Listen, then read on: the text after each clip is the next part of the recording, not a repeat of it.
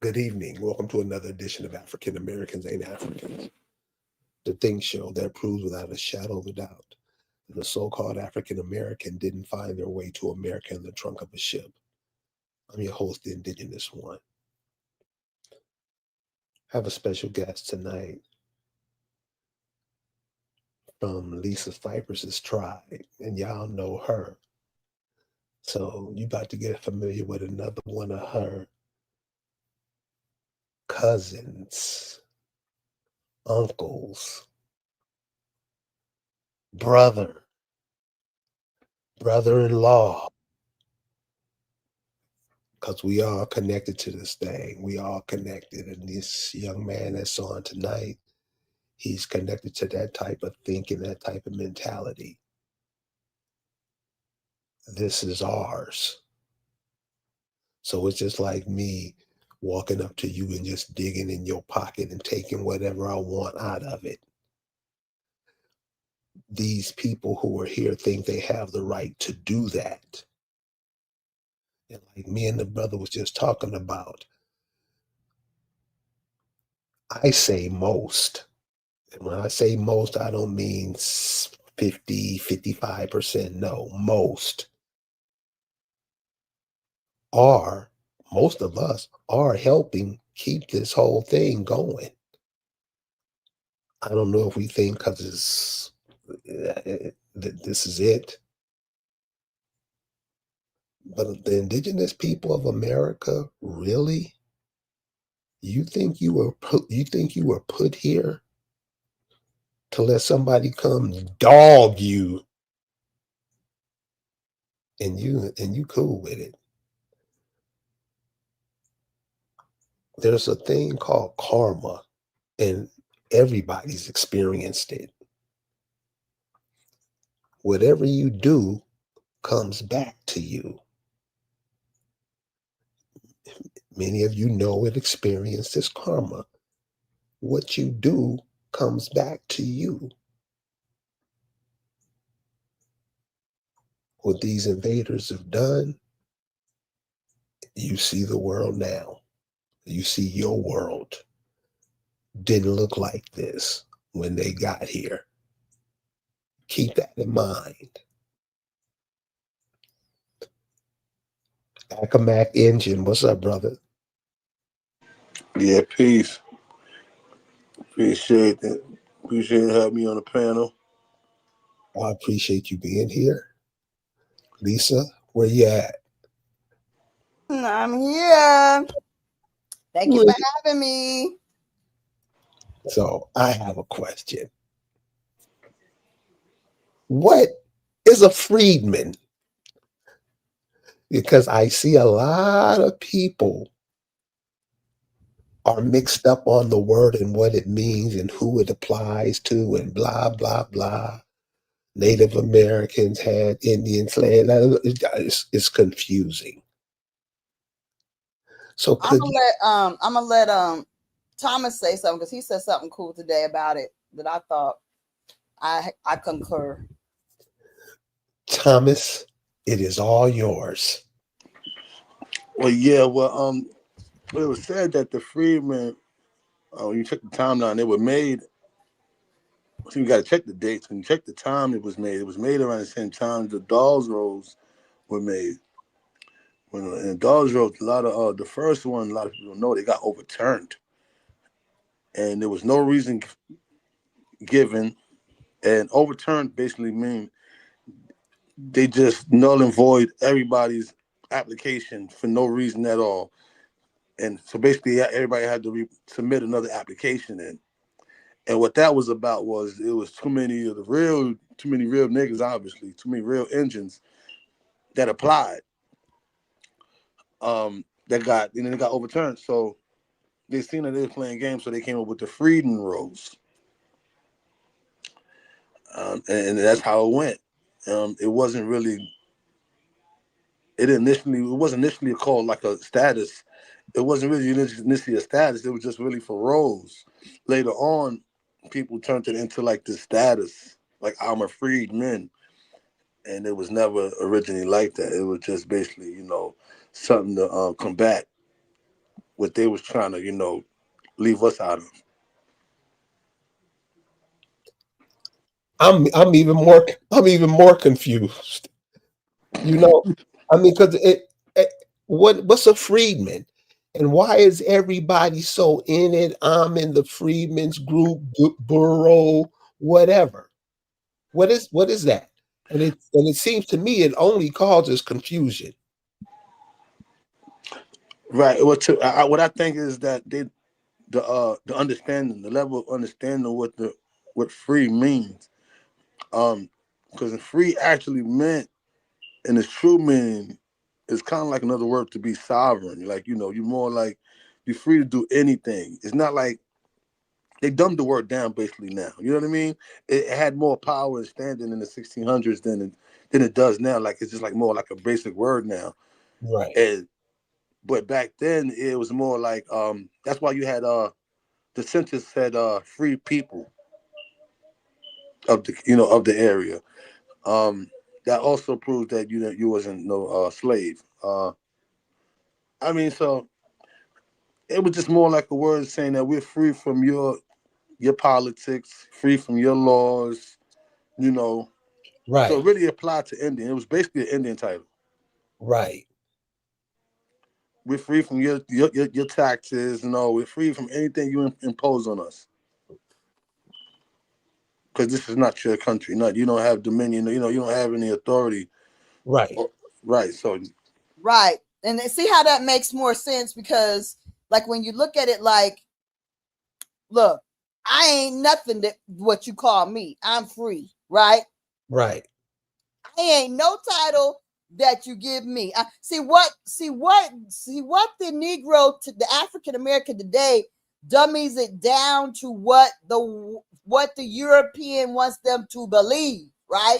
So they Right. dummy it down to, I want the slave, you know.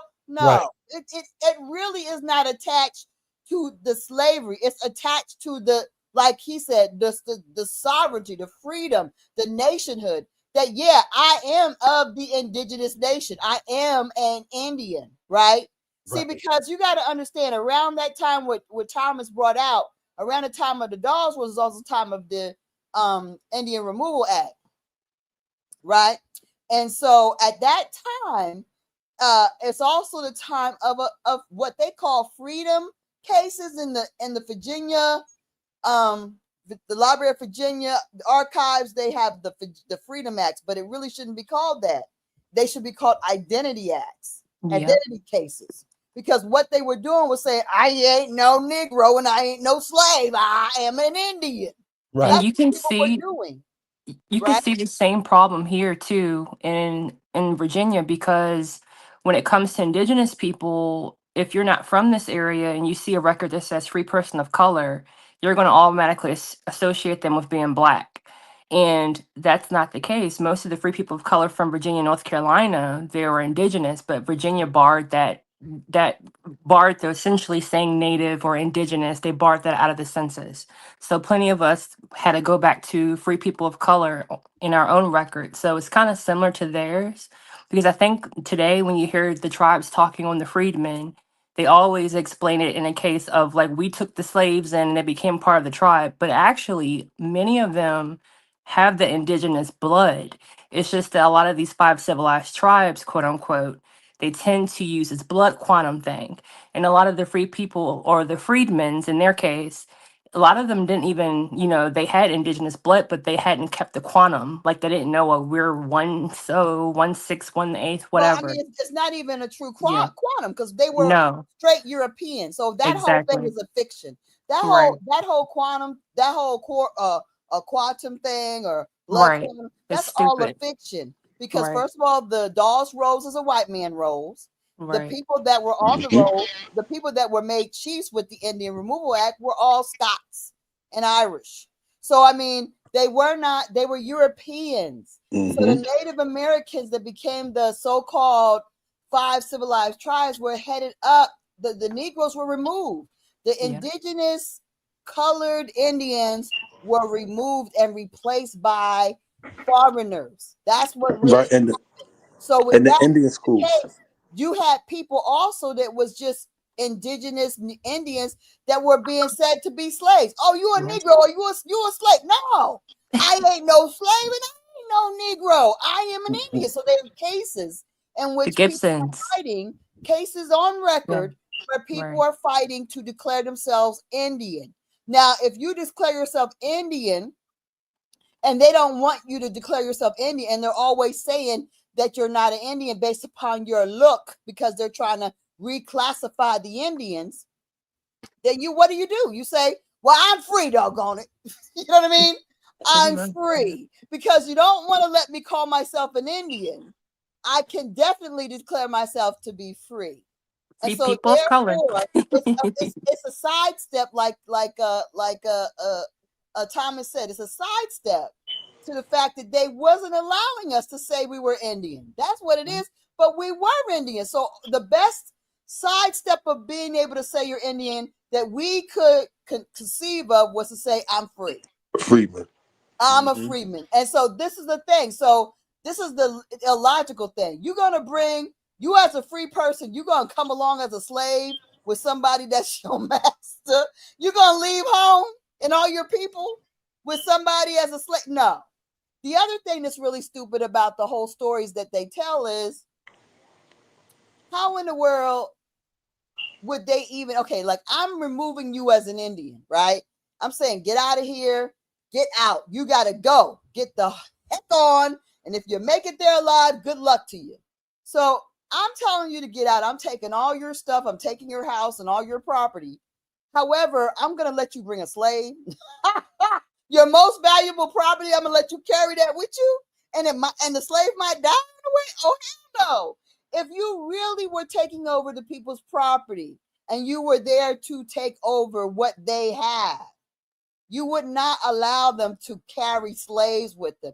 That whole concept is false and illogical. That would never happen in a real world. So that's why you have to look at this historical narratives that they give us and apply reality and logic to it. That's impossible. Could never happen. But you know another thing, the word slave is tricky. The words are tricky. The word slave was just another word for, just the original word for employee.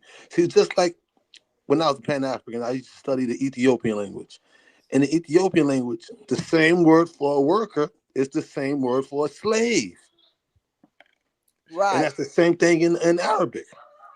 Well, either way, the whole concept of this chattel slavery is a construct of fiction, right?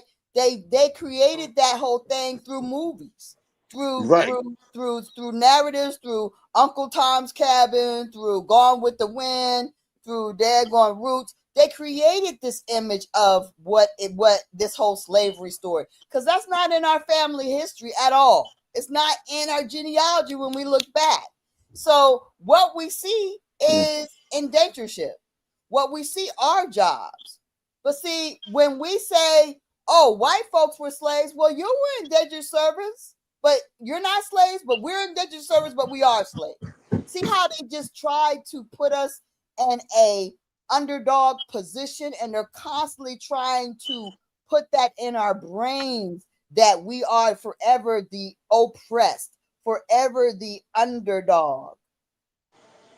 That's kind of crazy. But what's funny, right? It doesn't when you look at it, look what they ended up with. Now that slavery compared to now, I would want to be in their shoes because they ended up with land, homes, 5 different skills. Mm-hmm. You know what I mean? I'm talking about skills that now that we have to go to trade schools for. I mean, come on, or college. Right. They got those skills in just by doing a contract, a 7-year contract. That's You what know it what was. I mean? That's what it was. It was an internship. Thank you. That's exactly the word. Right. It was more like internships. And like you stated as well, sometimes it was used to pay off debt. Mm-hmm. Exactly. To And speed then up the debt process. they turned it into debt bondage, which they do that today. They do that today, debt bondage. With the credit. Mm-hmm. Credit, and also when you put people in prison and then say you got to pay restitution. You know, so you got this debt. that you didn't have in addition to the criminal record, and then you're supposed to get a job. How is that supposed to happen with a criminal record and you got a debt? So this debt bondage thing is still going on. Yeah, the war on the Indian, right? You know, I'm looking at your definition of Freedman, and I can see how they got this whole thing fucked up. Just confusion. Mm-hmm. And it's the simplest explanation. What is keeping the African American Black Negro from just thinking beyond what they've been told? That we have so many people that are compromised, and so many people that are getting a check to keeping us confused, right? We've got so many people doing that. Social media people in politics, people on, on every aspect. We've got people keeping us confused. They weren't allowed to even have that case. That lawyer wasn't able to take the case with the Muskogee Creeks only because they claimed that they were African slaves, right? That's why they even gave it media attention. If they had claimed that they were indigenous people and not African slaves, that story would have never made it to the media. Y'all know that, right? The Muskogee Creek story. Yeah. Who Right, are because it puts them in danger. Right, exposes them. who are the Muskogee Creek? Well, hold on. That's two different questions to me. Who are the Muskogee Creek today, or who are the Muskogee Creek yesterday? You know what I mean? Like, Yes. Well, both. Can you give me both of them? well, the real Muskogee Creek are not in the nation. No, they've been denied. They've been denied entry. I'm not gonna say that they all are not, because I don't know. This is a heavy subject. I know that because I see a lot of it going on. A lot of people are shooting down all the natives. Some natives are actually our cousins. They're mixed. And that's the thing. They don't want to speak about the truth. They Right. just need to be real. You Right. got that look because you are mixed, and it's okay. It's Right. okay. But we continue to lies, it's just going to create more problems, and you help the problem just exist. Right. But now I'm not going to say now. But now for the Muskogee that's actively recognized, yeah, those are predominantly Asian based people. And that's the truth.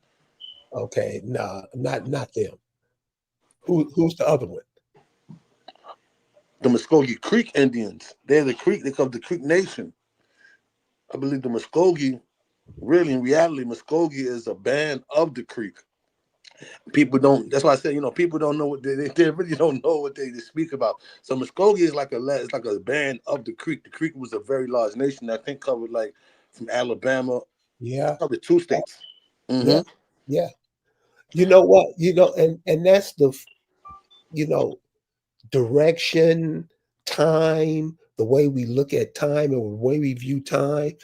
Of course, the way we speak, our body movements towards each other.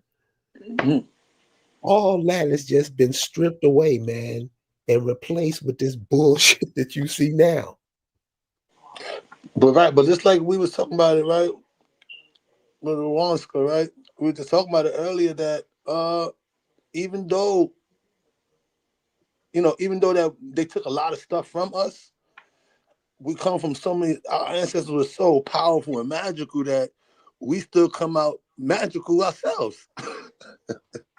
And that's why the whole world want to follow us. You know what I mean? Basketball, football, all the different musicians, the music, different genres. You know what I mean? I could just keep going on and on and on all day, literally. You know what I mean? Sciences and science breakthroughs that our people made, and just so we could just say it literally for hours and talk about all the things, all the creations that our people made, right? And that's another thing. When we talk about all the creations, right? When I was young, remember that it was a poster. It was all this, the African American creations. They said African Americans, right? quote unquote, or that created most of the inventions, right? That's one of the signs right there that should stick out. How many Africans have inventions that the world used? So yeah, especially small things like that, to deprogram yourself. You got to think outside the box. Like, Well, wow, yesterday, we must be different people, yesterday we was looking at the Muskogee Creek article, right, and trying to make what they wrote about this thing make sense. Okay, so it Mm. said in a landmark decision, the Muskogee Creek Nation Supreme Court ruled that Rhonda Grayson and Jeffrey Kenny, two descendants of people. See, they always don't. We can't be the Indians. We got to be the descendants of people enslaved by. You know what I mean? You got to be a derivative of a derivative. You can never be the real thing of anything. So basically, if you look like us in America, you ain't real nothing. You can't be a real American. You can't be a real African. You can't be a real Indian. You can't be real nothing. Okay, that's the rule for the people that they have that are the indigenous people of America that they have misclassified. Okay, that's the game they play. All right. So they said that they are descendants of people who were once enslaved by the tribe. Okay. Now, what? I have a So question. tell me, how did that happen? How did that even happen? Right, so I'm guessing where are they getting they come from enslaved people because they were called freedmen? Right. Where are they getting this Wow. assumption of enslavement? Because Right, they don't. I feel like it's because they don't know what a freedman is, and so right, they're assuming that they're allowing these foreign people, these Asians, to tell them what they are and what they are not. Okay. Now, mind you, the Asians can't be the people that was in Alabama. You're not the Alabama people. You are Asiatic, are not from Alabama. Okay, you're not. Alabama, no, it's too hot in Alabama, no. So these No. let's look at the Muskogee Creek. Let me look at that. I'm gonna look at that up real quick while y'all talk. I'm gonna be looking. So, I noticed that the younger people, they're learning a lot of indigenous stuff, and which is cool. But I'm finding they're getting, everything mixed up, and it's creating a problem. And these people won't even ask questions. They just Well, think because what they've heard in whatever 5-minute things they were listening to, and they can just speak. But when they're speaking, they're just confusing everything. right, That's I noticed that too. It's coming from the mixture, the different information coming from different sources, like Moors. There's a lot of Moors out here too. yeah, yeah, Man, and they like to spit indigenous stuff a lot and call it Moorish. yeah. But you you know what you do with Moors, and they'll go away. Say, hey man, say, "Did- were you guys called Moors when you were in Moorland, wherever Moorland is, or did somebody call you Moors and you took that name and ran with it?" They leave, man. They leave Mm-hmm. because the shit they talk about. I'm like, dude, what are you talking about? And and it's from all those cats, the Moors, the Nation of Islam, all those foreign ideologies. Hmm. Can you imagine the energy wasted on that garbage? Yeah, I did. I actually did. Yeah. So Right. you I was a Rasta, which is a form of an Israelite. right. Uh, uh, I was a 5%er back in the days for a minute. I was a Muslim for a minute. So what's the 5%ers about? At least, I give them credit, right? Because at least they wasn't claiming out of Africa. They was claiming to be out of Asia. Okay.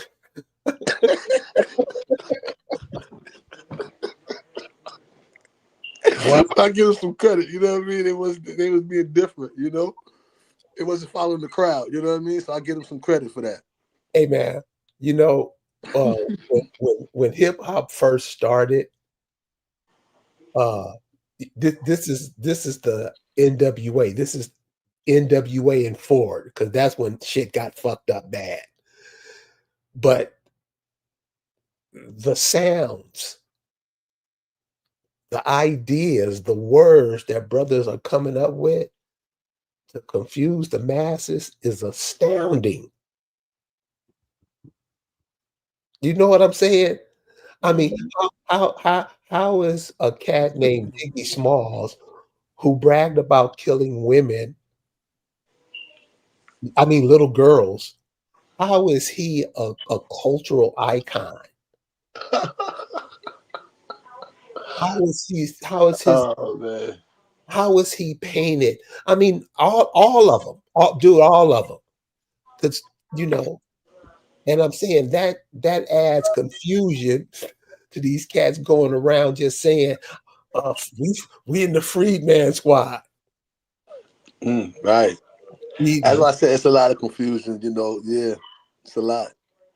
I mean, this is a picture. This is a video or picture of the Muskogee Creek Nation. Okay.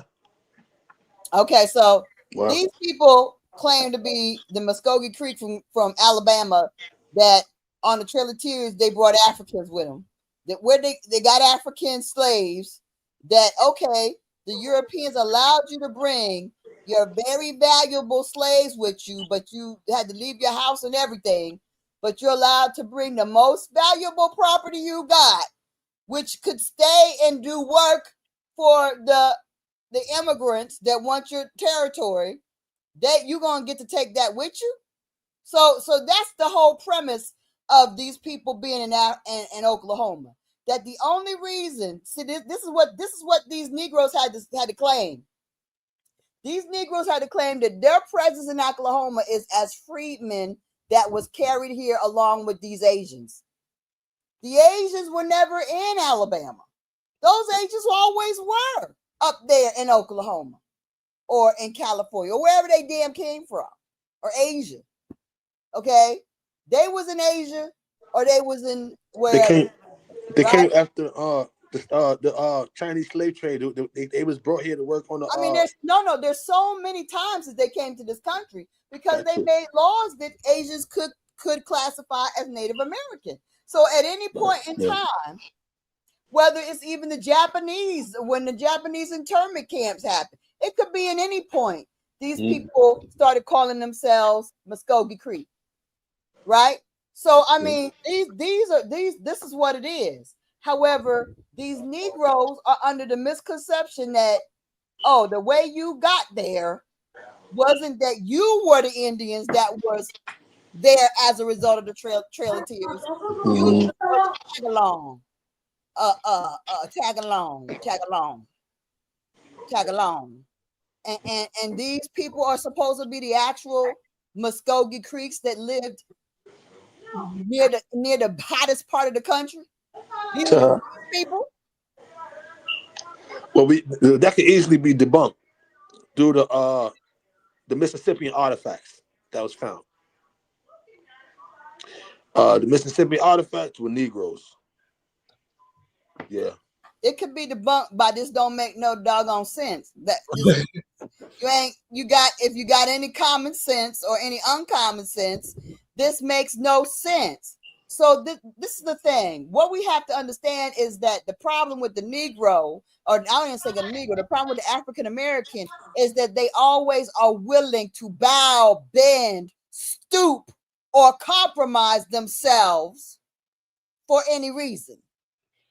Because just because they want to be in this organization, which is a compromise within itself. You want to be a part of the Muskogee Creek, they don't want you. And why are you trying to be part of an organization that is controlled by the government and they can take or give away anything they want to because they made those people? That was my question. They don't understand. See the fact of it, they ask for things and they don't even understand what they asking for. They calling themselves stuff and they don't understand what they're calling themselves. That's the problem. And if you try to say anything, don't tell me what I am. I lived there. I grew up in Oklahoma. My grandmama, my grandfather, they called themselves freedmen. Okay, they call themselves freedmen, but baby, you don't understand what that is, honey's child. You just don't understand. That's the problem. It's not what your grandparents said is wrong. It's the fact that what they call themselves and what it is, you don't understand what it is. They were standing on facts. You're standing on fiction. You let the daggone Europeans remix what your grandparents told you, and you believe it.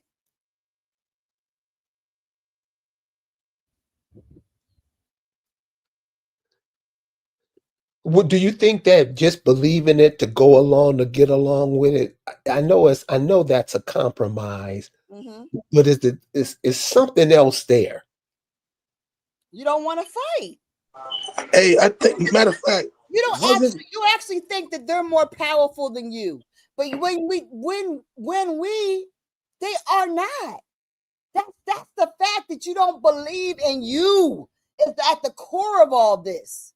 Right. That you believe your best come up is to compromise, and your only way to come up is to compromise. That's the tragedy of all of it. And they don't want to sacrifice. That's right, Bad Saint. That's right. That's why he got the damn tool and shit. That's why she got the tool and shit. Because that's right. So a freedman. So everybody, make sure you have this. Elisa, could you explain what a freedman is again? Because that's the best definition I heard, and it makes sense.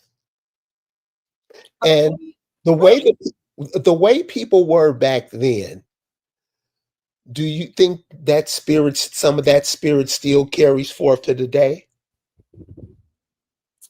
You know what? Let me tell you something. To think of what these people did back in the day, we ain't shit compared to them. Okay, we are not shit compared. Because let's think about what they did. Like if you look in the Virginia archive or Virginia library, and you look at those freedom suits, these people had the audacity to say, "Look, you ain't gonna tell me I'm a damn you ain't gonna call me that. Right. You ain't calling me no damn slave or Negro. I'm an Indian, right?" And they were pro-slaves. They were all pro-slaves. How many people today go to court to declare that who they are? Who's really doing that? Right. Now these people are declaring that there's something that is a descendant. What is fuck is that?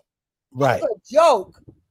Because they don't even know really what they are. They're allowing people to call them a derivative of a derivative. That's what they're fighting to be. A derivative of a derivative that want to have benefits. It looks crazy when you think about it.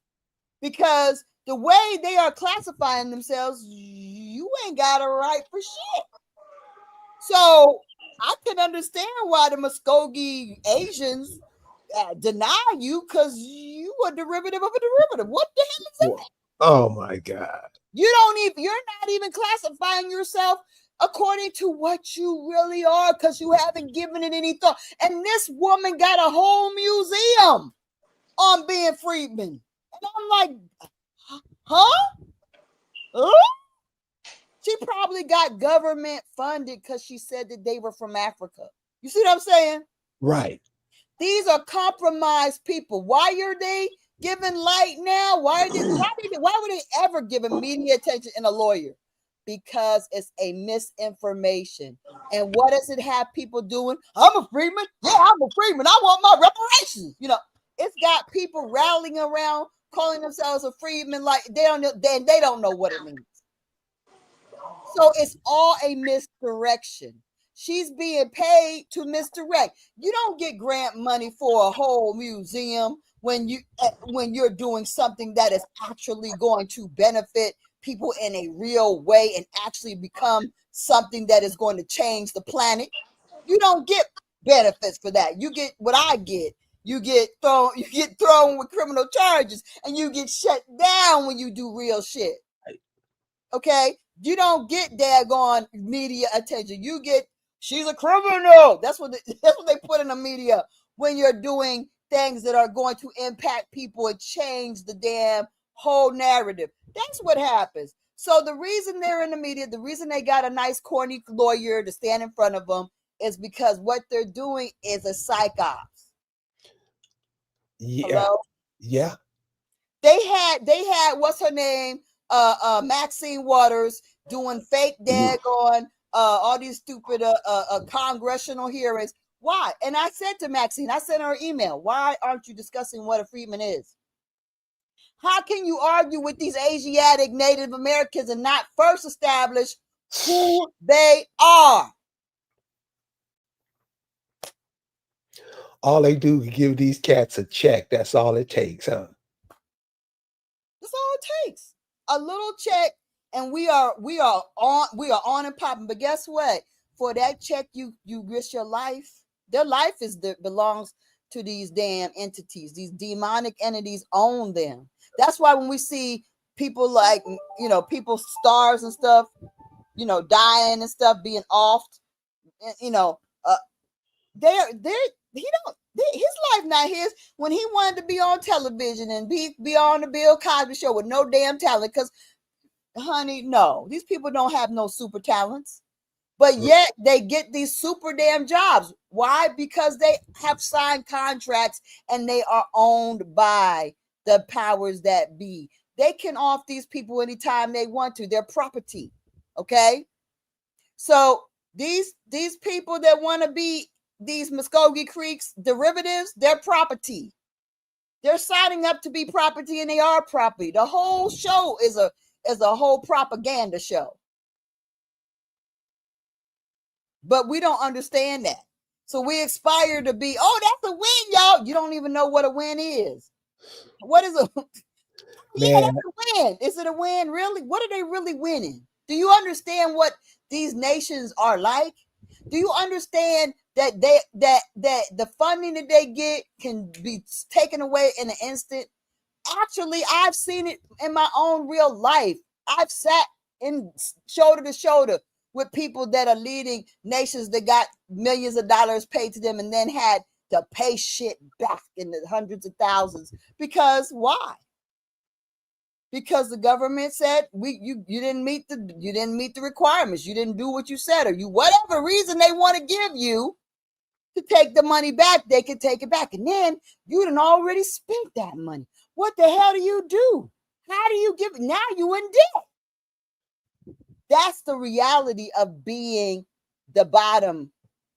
That's the reality of asking to be their bottom B. That's what the reality is. You ask to be their bottom B, they're going to treat you just like that, baby. They're going to treat you like that.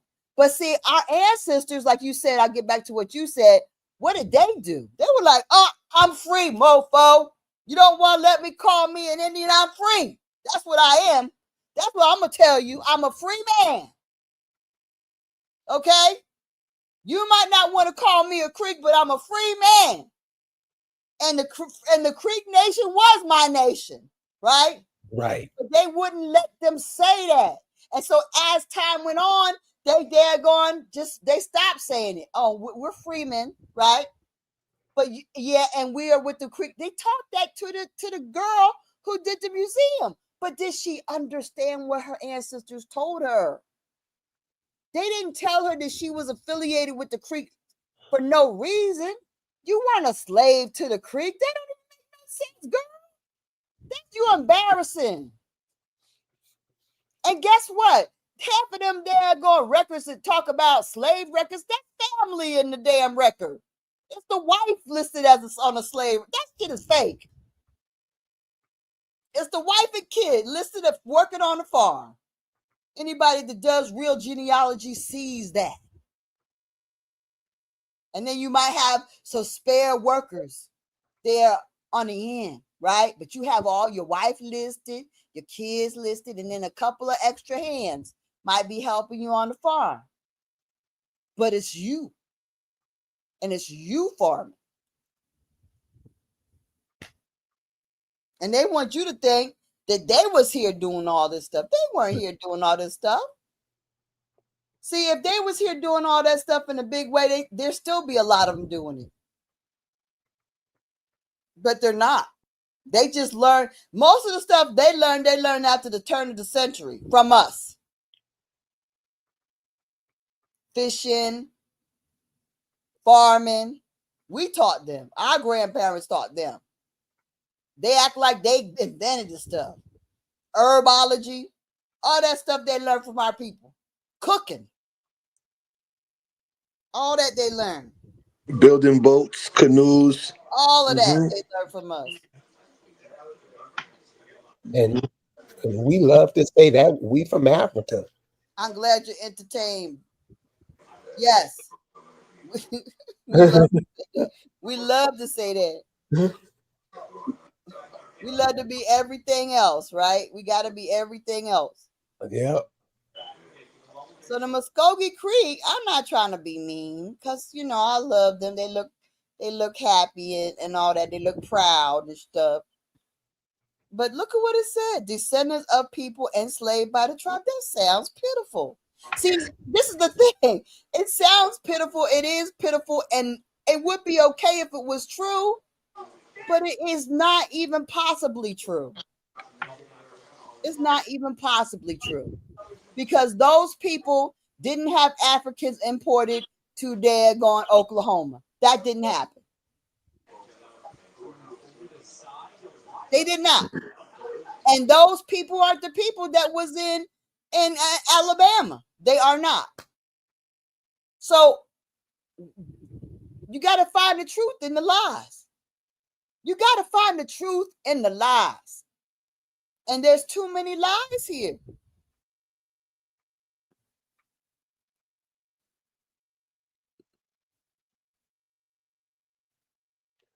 So what is their status now, those people? So this proud Miss Grayson is the founder and director of the Oklahoma Indian Territorial Museum of Black Freedman History. Well, if anybody who ever should know what a freedman is, somebody with a museum of that long title should be the one that knows. She should knoweth this. She should be the knoweth this person that beeth this, right? But obviously, either they are just willing to compromise to the point of that's disgusting, or she don't know. But she might know. But because like we were discussing, we know people who know that they're the Indians, but they sit up there and they still want to be will put out there that they African Indians. They still do that. Why? Because they want to be the get along gang Indians, right? They figure they get more by using some lies to smooth the gears of progress. But you don't get nothing real when you use lies, and you don't get nothing real when you compromise with people that are demons. She said they can trace their lineage back to people who are on the Dawes Rolls, a list that identifies people from Creek, Cherokee, Choctaw, Muskogee Creek, and Seminole tribes. Grayson and Kennedy's ancestors are also listed on the Freedman roll, but not on the Muskogee rolls. They're on the Dawes rolls, but not on the Muskogee. What the fuck is a Muskogee roll? As if that's existed since 1880. They damn liars. Them Muskogees are full of shit. They are anyway. Let me stop. Sylvia Love Jones got a question. So should they denounce the enrollment in the tribe? Or what's the they just got their citizenship. They're begging to be this. They're begging to be this. this is my question. Why are you begging to be something that you don't need to be begging to be? We don't understand the power of us actually saying, you know what? We are the real Muskogee Creek. We're organizing as that. And this is our clan. And we want everything that's owed to us because we don't know who those imposters are. Right. That's the power move. This is a very expensive, weak move. I believe the government is paying the lawyer.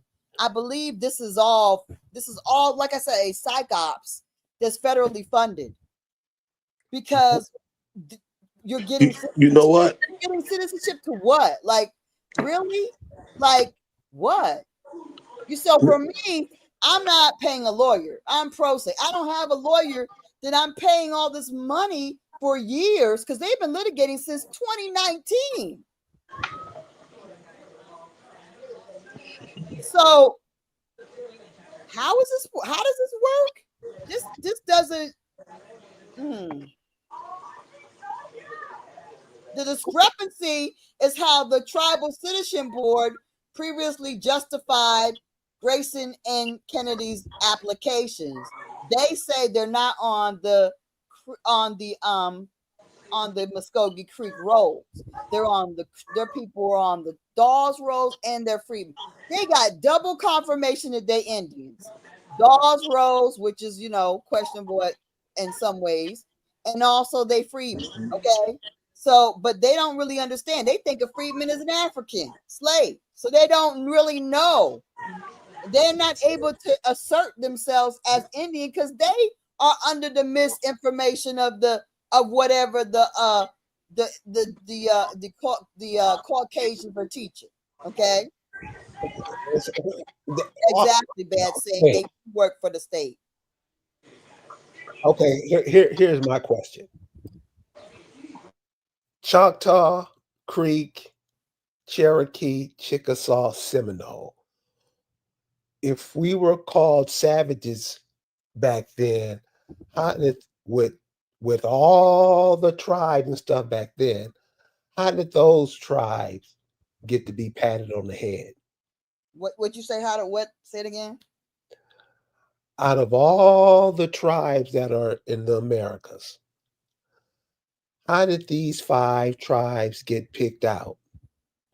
Did their location have something to do with it? How, and since we were all called savages back then and they were trying to come in on the land and move the land, and the best Indian is a dead Indian, blah, blah, blah. Why did those tribes stand out? Because they meshed in more with the European. Those are the ones. It's not even just that because they removed the Indian leaders, so that it didn't even meshing because they removed the Negro chiefs, excuse me, and they got like what's his name, Ross, what's his name, Ross. John Ross. Thank you. They got John Ross to head up the Cherokee. So I mean I think your idea of it being strategic as far as areas of the country is probably very much on point with land mass more so than anything. Like because the Cherokee is not the original name. That's not even a real name. That's not that's not the real name of the people. So I mean it's all contrived. So they remove folks, they replace them with Europeans. It's everything they do. They tell you you're not it, we're it. They do it to take the land. Everything they do is about taking the resources and the land that's here. Right. You know what? I think this this Freedman thing is coming about. I think because they're seeing the rise of our people waking up. And they want to have a reason to justify why our people are claiming Indian. And they want to have a reason to justify it and a sidestep.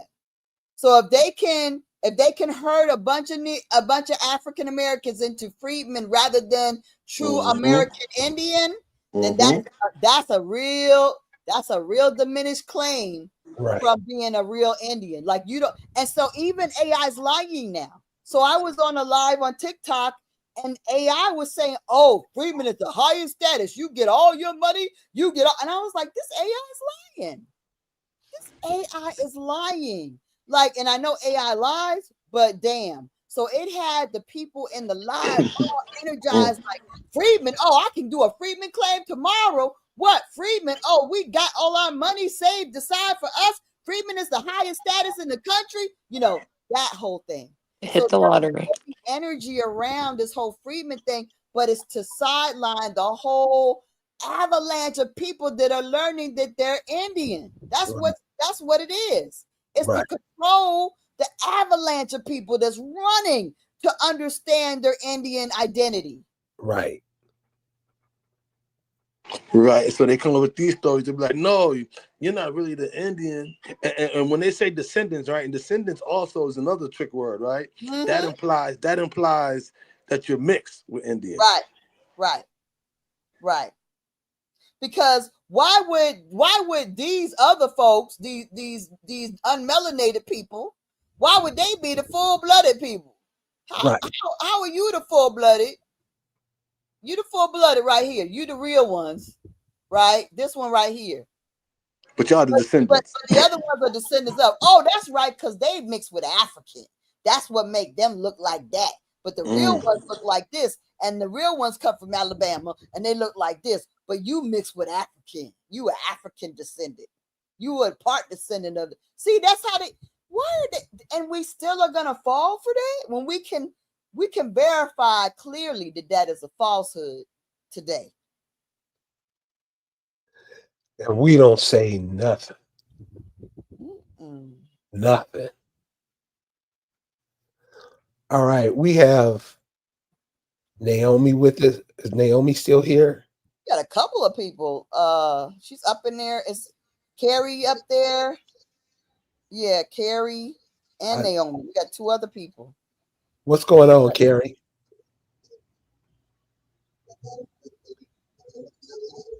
Can't hear you. His mic's open. Hey, yeah, this is Carrie from Louisiana. Oh, Hey, Carrie. Hi, Hey, hey, brother. Hey, sisters.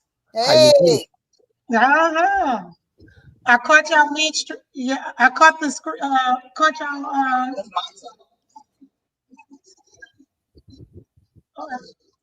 Hello? Wait, I have a delay. Oh, okay. Go on and talk.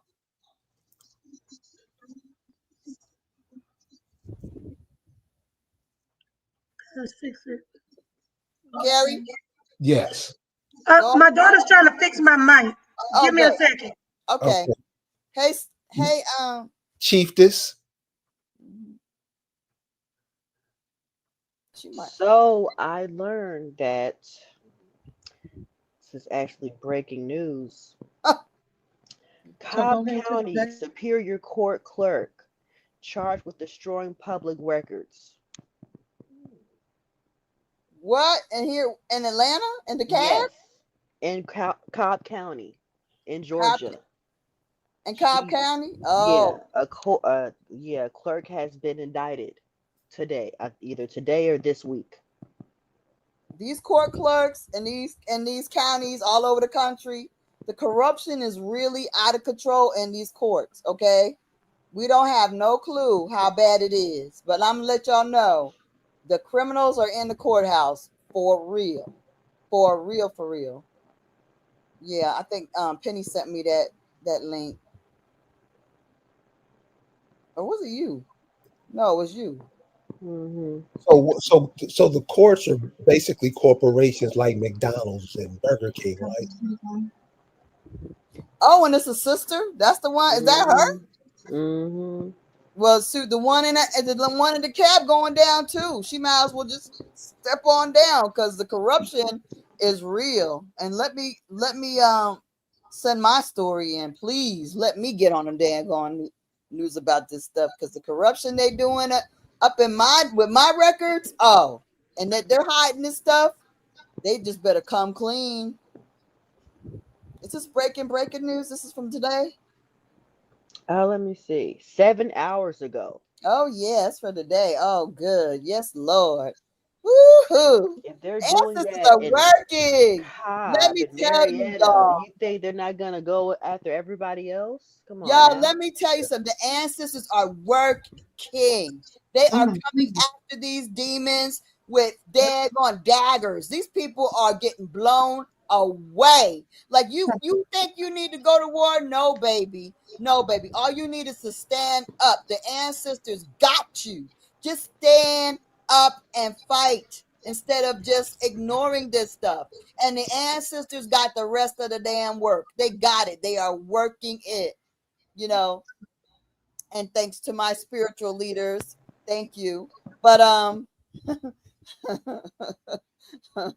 Imani and Naomi, but definitely, um, you know, they got you. This is these demons are being handled. They're being handled. Like I can't even tell y'all. Like the IRS is coming for the people that got me arrested. The court clerks that are trying to daggone take my property into cab. They going to get cut down shortly because their fraud is all in the courts. It's all reported. I've sent it all over the place, and now Cobb County is getting charged. Oh yeah. This is everybody's about to go down. But see, why do these African Americans get involved with these things? Why do we compromise ourselves in these ways? Like, yo, They black. you can't win. You first of all, if they don't get you because you belong to them, you're gonna go down. They don't protect you like they ain't protecting you. Period. When it comes down to somebody taking a fall, your ass ain't getting protected. Know that. Okay. I don't understand why all these centuries we can't understand that. You still got your Marcus Garvey's. Marcus Garvey. People still big up him like he's a hero. He was put up to daggone to mislead and drag the people off of their homeland. And what happened to him when he didn't get the job done? They locked him up. Did he go to Africa? Hell no. As soon as he got free, they took him to Jamaica. He didn't want to stay in no damn Jamaica. He went straight back to England. So see, these people, they don't win. There's so many examples of it. They sacrifice their sense of dignity, their sense of honor, their sense of ethics to get a little ahead, get a little bit of something, and they end up tumbling all the way down. Just let me smell it. I want a little bit of something. I just want to feel like I'm just like them for a little bit. Y'all ain't like I am. I'm a special African American. You ain't like me.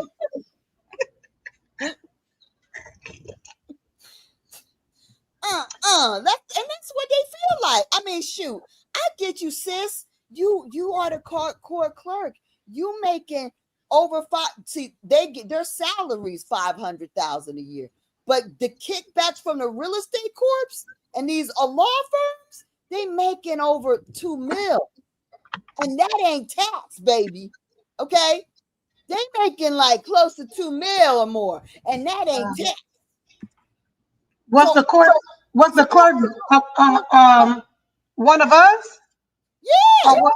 Oh wow. So again, you asked the question earlier about why they doing it. We have to realize even some of these groups that you know, like the Muskogee, and I'm not going to say just them, but some of these other groups are traders. They're Trojan horses. Right. We gotta, and I'm not going to say the whole group. That's like saying, you know, um, there are some people that we've been infiltrated. Let me just say that. So we do have some people in our groups that are Trojan horses.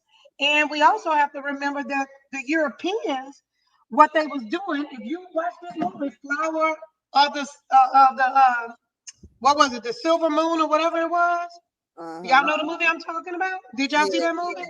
Yeah. I mean, well, they telling us in plain English that they were marrying into our group to steal land, you know, to steal the honor of our children, and then turn the children against the tribe.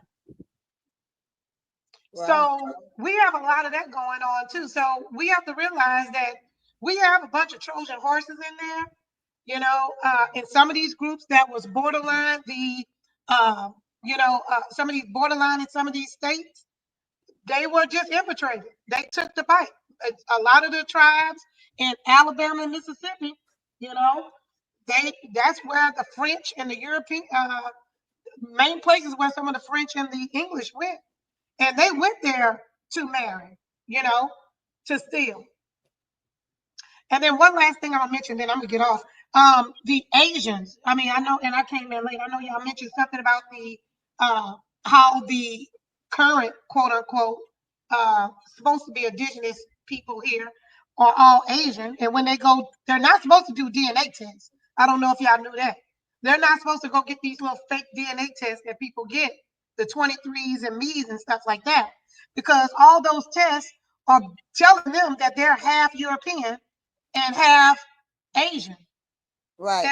And the reason why some of that is happening is because in the 1500s and before that, the Spaniards had a trade called the Millennium Galleon trade, where they were actually forcing Philippine sailors, not women, but Philippine sailors, to come to Acapulco, and they would bring those people from Acapulco into America, across Louisiana into Natchez, Louisiana, and that through the Gulf Coast and back out to the Atlantic Ocean. And they was washing, I call it, they washing us like diamonds. So they were washing. Echo. You might want to come closer to your mic or something. Yeah. I'm sorry, but they was turn off your phone or something. But okay, and that's what it was doing earlier. My daughter right here. You know how to turn it off, boo? Oh, turn off YouTube. Maybe if I turn off YouTube. Yeah. That's turn YouTube off. Okay, sorry about that. That's okay. I'm not sure how much did you hear or what you was hearing.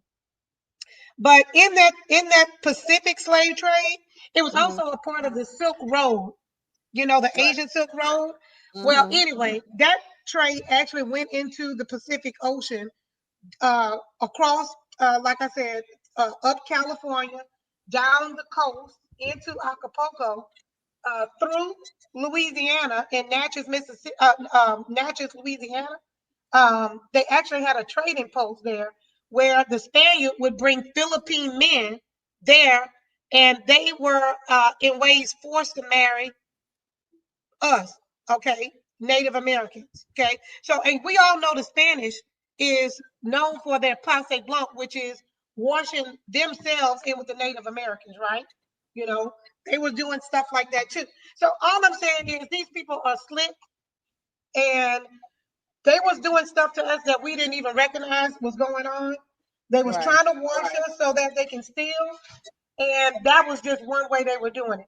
And I feel, you know, some of these Asian groups, I mean, again, Trojan horses. They bought into to it. They bought into, and they know that they were going to manipulate us, and that we were being mistreated, and that they were going to take the bag and pretend that they were going to be Native Americans, and we were going to get ousted at the end of the day. So, and it even shows it in maps. I don't know if y'all look at cartography, but if you go look at some of these maps from the 1400s, from different places, it'll show only black, well, I'm saying black, but only melanated people in the background being slaves, no Asians. There's not one Asian looking person nowhere on these maps, and none of the explorers are saying that they saw Asian looking people.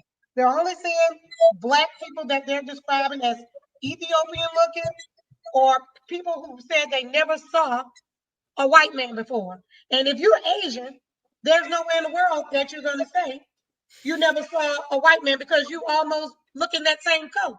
So we know that they're lying about that as well. But that's all I'm going to say. I'm just going to be quiet and let the show continue. But as far as those Asians, that's where they came from. Came right over with the Spaniards in that Gillian trade in the 1500s, and they were, if you go look up now, even if you Google Asians that was forced to marry Indians, you're gonna see it on there.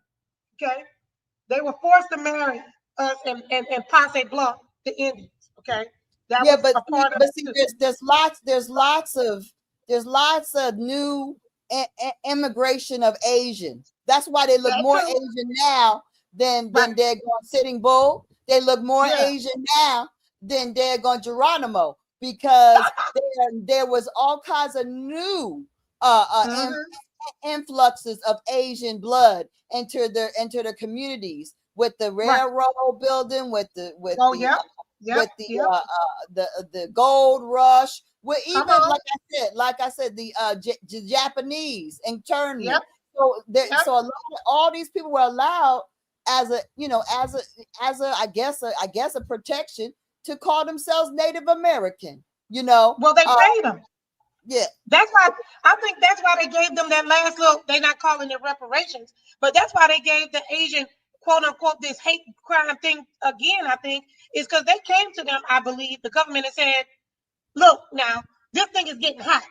Okay, these people is waking up to realize we didn't lie to them. We tried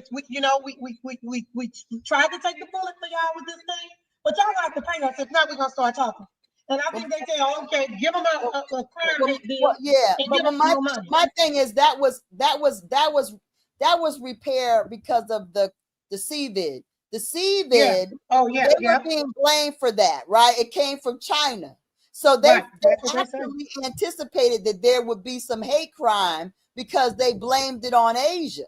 But see, no real hate crime happened, so they had to put out fake videos of Fake videos. people hitting on Asians, and then but the money was already allocated. It was allocated when they planned the disease. You know what I mean? Right. Right. So that's my theory on that. That payment was already set up with the fact that they said, "Where's the source going to be?" Oh, it's Asia. Okay, so how about people being mean to us because they think they gave us this?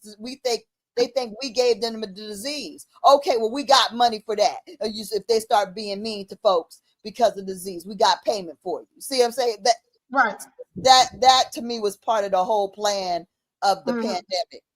The bottom line is they all conspiring. If they all conspiring against us, that's just, I mean, all of them. The Asians, the Europeans, the Africans, all of them are against us. And we just need to wake up to realize, look, these people are against us. We need to kind of get together some kind of way. Right. Let bygones be bygones. Number one, learn your history, learn your family history, and don't learn. I mean, get into some old books. The libraries are still open. While they open, go in there and go find some of these old books, because that's what I'll do. Go find some of these old books with this material in there with the explorers telling you that we were the only ones here with them. It was Black people and Europeans. And then the Philippines or Asians that they brought in as workers, of those Gillian workers, But in the beginning, it was just us and them. Okay. And it wasn't many of them. According to Benjamin Franklin and the rest of them, the world is full of tawny, swarthy, people, and the Europeans are small. Okay. Why keep populating America when they already there? We need the influx of Europeans. So you got Benjamin Franklin and the rest of them trying to tell us in plain English, but we keep wanting to repeat this foolishness that we learned in school. And it was just straight garbage. 20 years of trying to get that stuff out your system, 12 years of trying to get the American education out your system. But they telling us in so many words that they lying. Yeah. We just gotta wake up. Wake up. It's not true. Okay. I know you learned it for 12 years, but you learned from your enemy. We let our enemy teach us for 12 years. Yep. And why would he teach us something that's going to be beneficial? That's crazy. And the ones that want to just, and I'm not going to say we do have some African ancestry. I don't know what we could do about the people who just want to I don't believe in any African ancestry, because there's no evidence of no Africans coming into Virginia. There's no evidence there. That's a whole Right. lie. There's no 1619. That's a whole Nope. daggone made up story. There is Right, no right. daggone that whole white. That's a whole fiction. Because Well, in the colonial records, there is no record of no 20-odd Negroes or nothing coming in. That was they lie.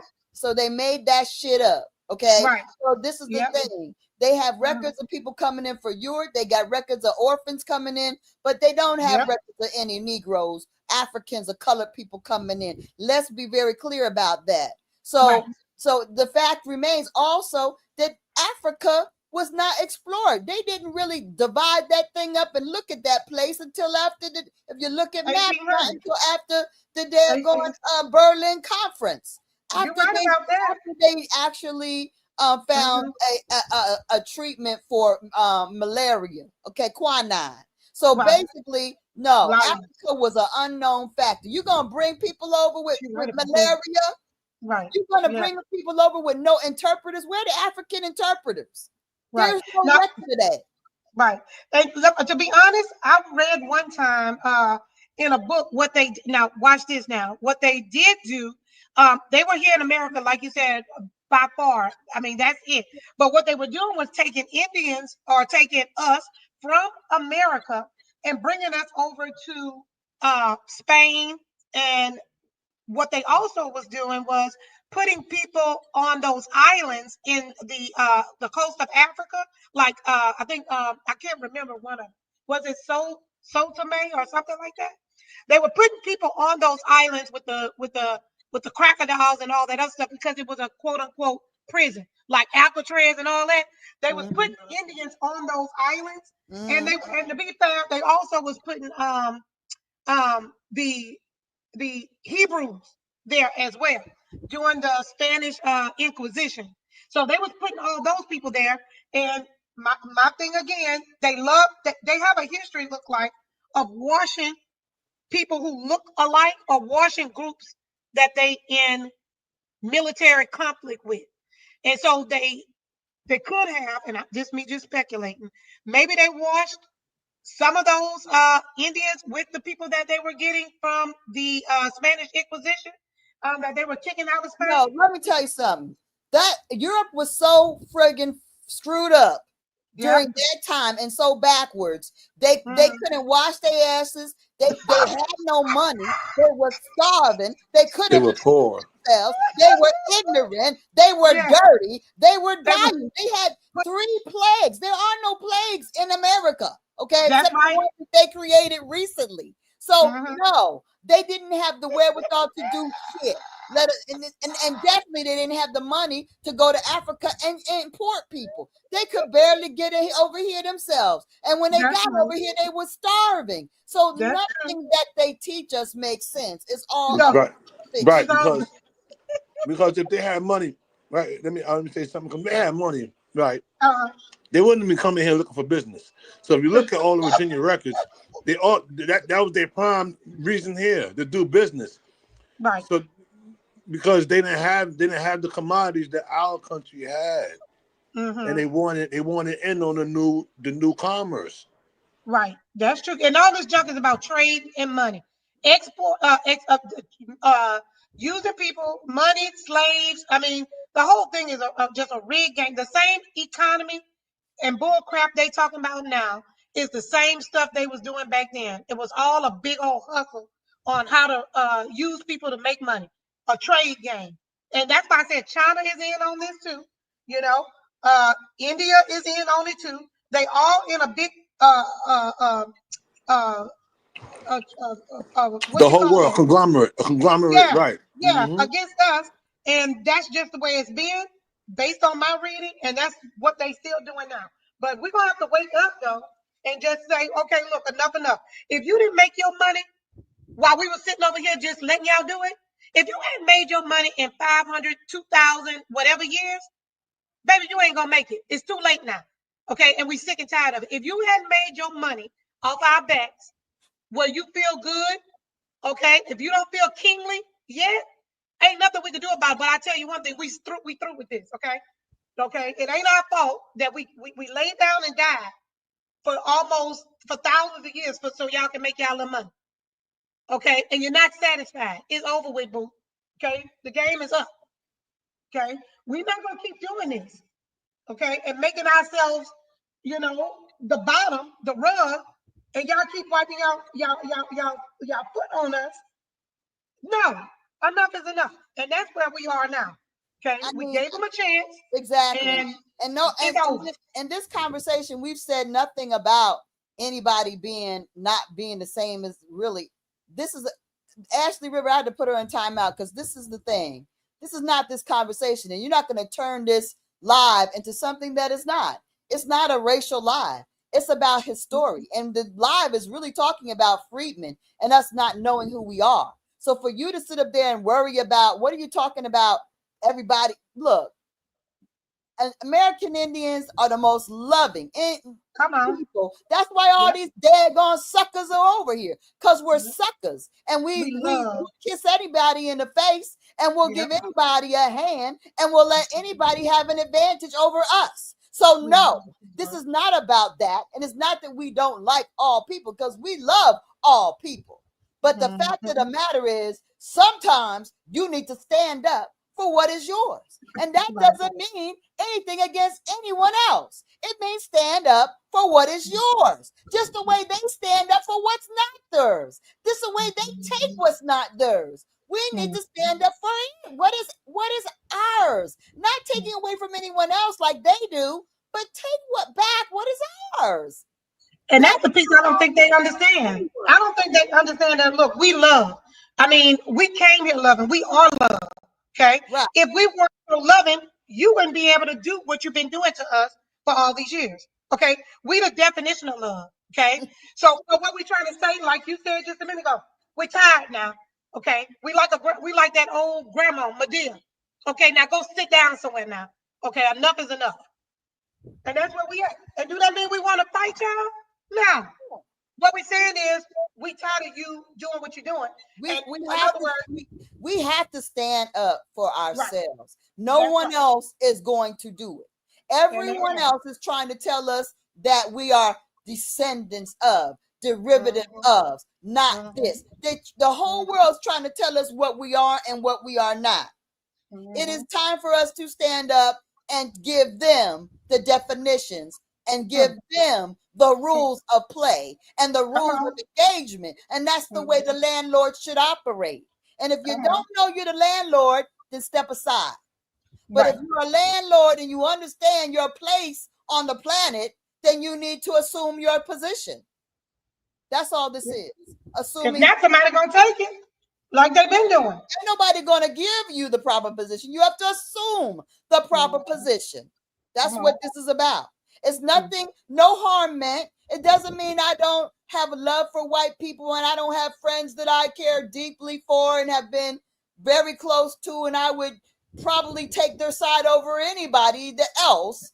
But that doesn't mean that can't exist. That does exist. But the reality is that either you are on the side of the true soul beings here, or you're not.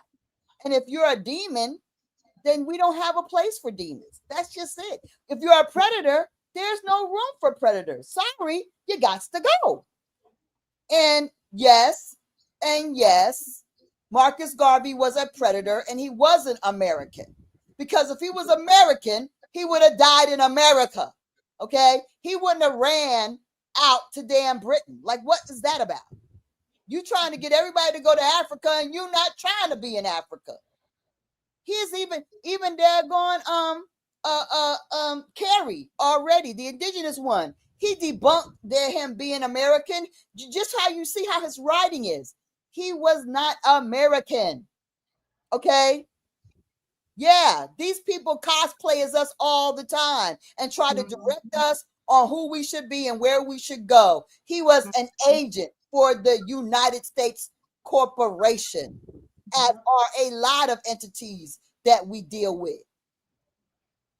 And see, how you find out that information is you simply got to think about things that they tell you. Here's another one. Just like Garvey, this goes back a little further than Garvey, but what's the cat name? W.E.B. Du Bois, Souls of Black Folk. How come he's buried in South Africa? Right. As pale as that bro was. Right.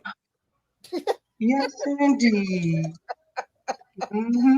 He So took this he took that whole psych ops real far, okay? right. Mm-hmm. But they And that's paid all him. He was paid well. well. Well. We got a So lot of Trojan horses, boy, I tell you. right, Mhm. but where the problem comes in is that we think these dudes are cool in the gang. Mm-hmm. We follow these cats. They have a group today dedicated to Marcus Garvey. Mm-mm-mm. Right. All this energy going to that, Mm-hmm. and we won't even take a look at our damn self. Some of our cousins are in Liberia to this day, confused and weird because of Marcus Garvey. Some of our cousins are in, Sierra Leone because of Paul Cuffey and a bunch of other daggone Prince Hall and a bunch of other people that misguided us. Okay. So, I mean, this is the thing. I mean, we got to understand it. When you see these people, let's be able to identify them. It's like we got to show our children how to identify our grandchildren. We got to be able to identify these traders, on site. Like, that's what that is. Avoid that. We got to avoid it, and we got to be able to warn the family, warn the nation about these people, these entities that are here to betray us. And all you have to do is ask them questions. Just ask them questions that they gonna mess it up right there. Have belief in yourself. Look at yourself. You're just as good as anybody else on the planet. Oh, Like do we have room on the panel? you said, what? Somebody said she wished Love Life said she wished we had room. Do we have room? We got room, don't we? Yeah. We can add another person. Yeah, we can. I think we got room. I mean, Yeah. come up. You could help us out if you got rid of that Cobb County chick. Oh, I just feel the joy of these people coming down. It's like, it's just Is that a dude? it's a woman. Okay, but okay, isn't that taking a bit overhead? You see how they done trans the whole world into that? What do you make of that? What do you make of that? Confusion, just more confusion, or depopulation agenda? Both. Yep. All of it. Anything that they can depopulate us, especially us. But see, it's so funny. Every time they take a bomb and they throw it out there at us, they always get all the worst of it. They always end up with the worst of it, always aimed at the Indians, but they end up taking the damn brunt, And that's the scary thing about the scary thing about them is they don't mind destroying their own to destroy us. That's how wicked they They are. don't care. Exactly. Yeah, it's like you'll destroy your own children, your own community, your own seed in order to hurt us. And what they fail to realize, and I don't know why, we good. No matter what y'all throw at us, we 100 times strong with it. All right, we gonna come out on top any which the drugs. Okay, Ronald Reagan them throwing all them drugs in the community. Yeah, we took a hit, but guess what? But now look at you and your children. Now y'all on crystal meth, trying to hang out with us. You ain't gonna beat us. But they don't care. They'll take them out. But that's a sign of a true savage, a true beast. That's a true beast, right? That is a true monster. Because the fact that you will sacrifice your young to destroy your enemy. Seriously. Like, you will literally sacrifice your young to destroy your, and they're not, and we're not even an enemy, right? Because we don't No, even because know we're at war. Because the Right. majority Yeah, of yeah. us are trying to be friends. We trying to have love. We're not, we don't even know we're at war. So it's not even like we're an enemy. We're an enemy in their minds, but we're Right. not an enemy. You know what I mean? Right. We're not an Yeah. adversary, right? We're not fighting them, right? Right. Yeah. So we're just we are somebody that they are trying to eliminate. But in order to eliminate us, they're willing to throw their young out to eliminate us from being. And then the crazy thing is, who you got to enjoy all this stuff you stole now that you done destroyed your own young? It's about the power for them. It's almost demonic. It's straight demonic. It's all It about is. yeah, it's about and I learned something too. All this time they always want to say that we about voodoo, which we ain't. We about ancestry worship and all this other kind of stuff. And when you really sit down and think about it, it's really them. Well, Everything.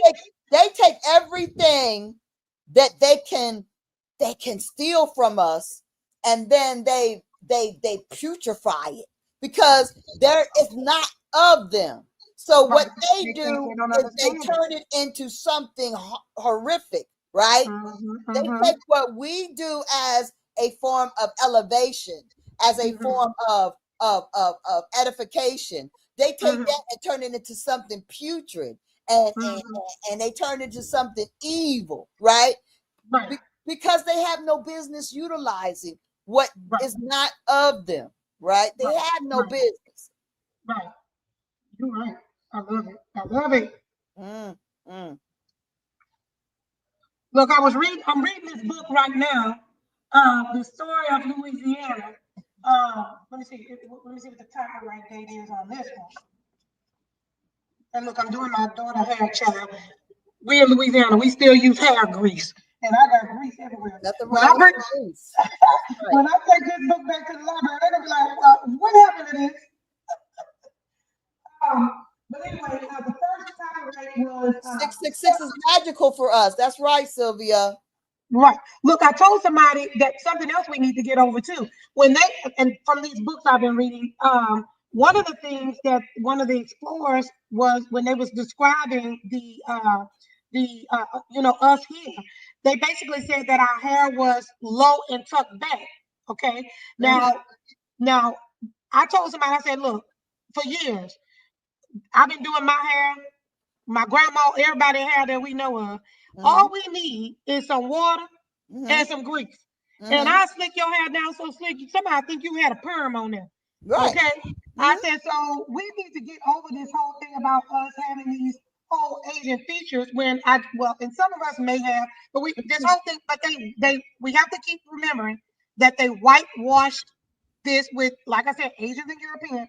But anybody know, if you got some water and some grease, our hair about to be straight. Okay. That's what we used before jail. Okay, but anyway, I'm reading this book. Okay, so one of the things that we're saying, one of the things that I kind of highlighted in this book is everywhere when the Europeans they were talking about all the different explorers from after Columbus, who was prowling around stealing, but every group of a tribe that they went into, that they kept saying that the natives did not, they never saw white people before, the white man. So that kind of had me think like, okay, if they never saw white people, then what are these people actually looking like? What are they using as a comparison? But the second thing that caught my attention too was that the Indians did not live in teepees. You're fading. Oh, I'm sorry. That the Indians did not live in teepees, which I thought they did based on what we learned in school. For the most part, there's the Native Americans that are nomadic, and then there's the American Indians that had cities and towns. So there's a difference. There's a difference in how we live and how those people that was killing buffalo on the plains were. They had and the tents come from Siberia, and their clothes and the jingle dancing. All that is a Siberian thing. Right.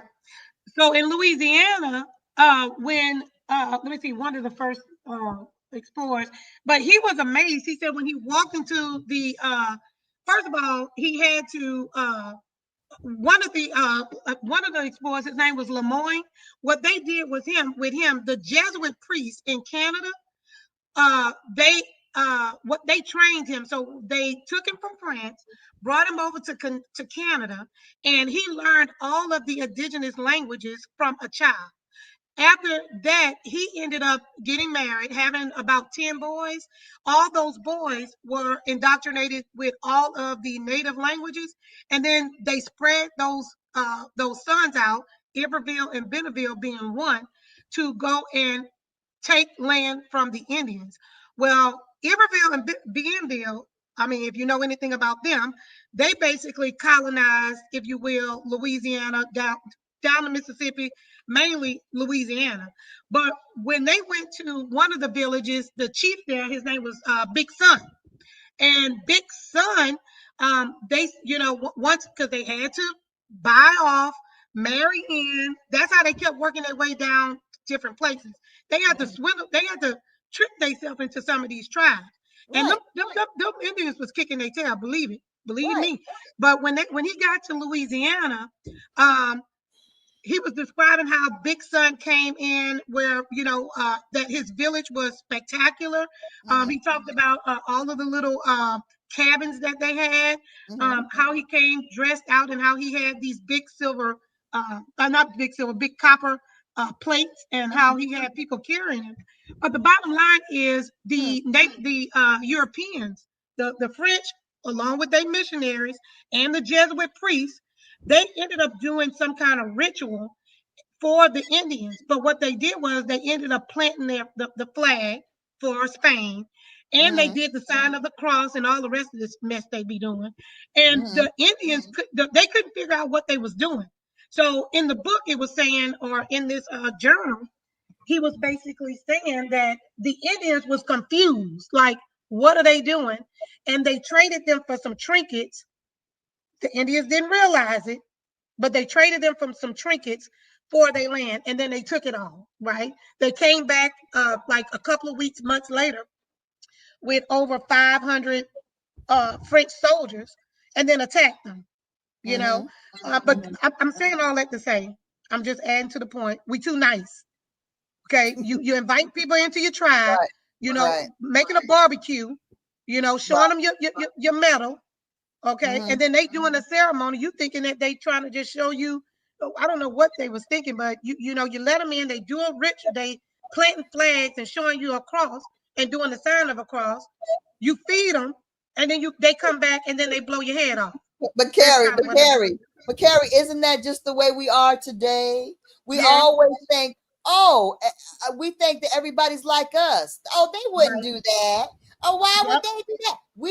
We give them our attributes. We can't really understand that these people are not like us. They're not like us.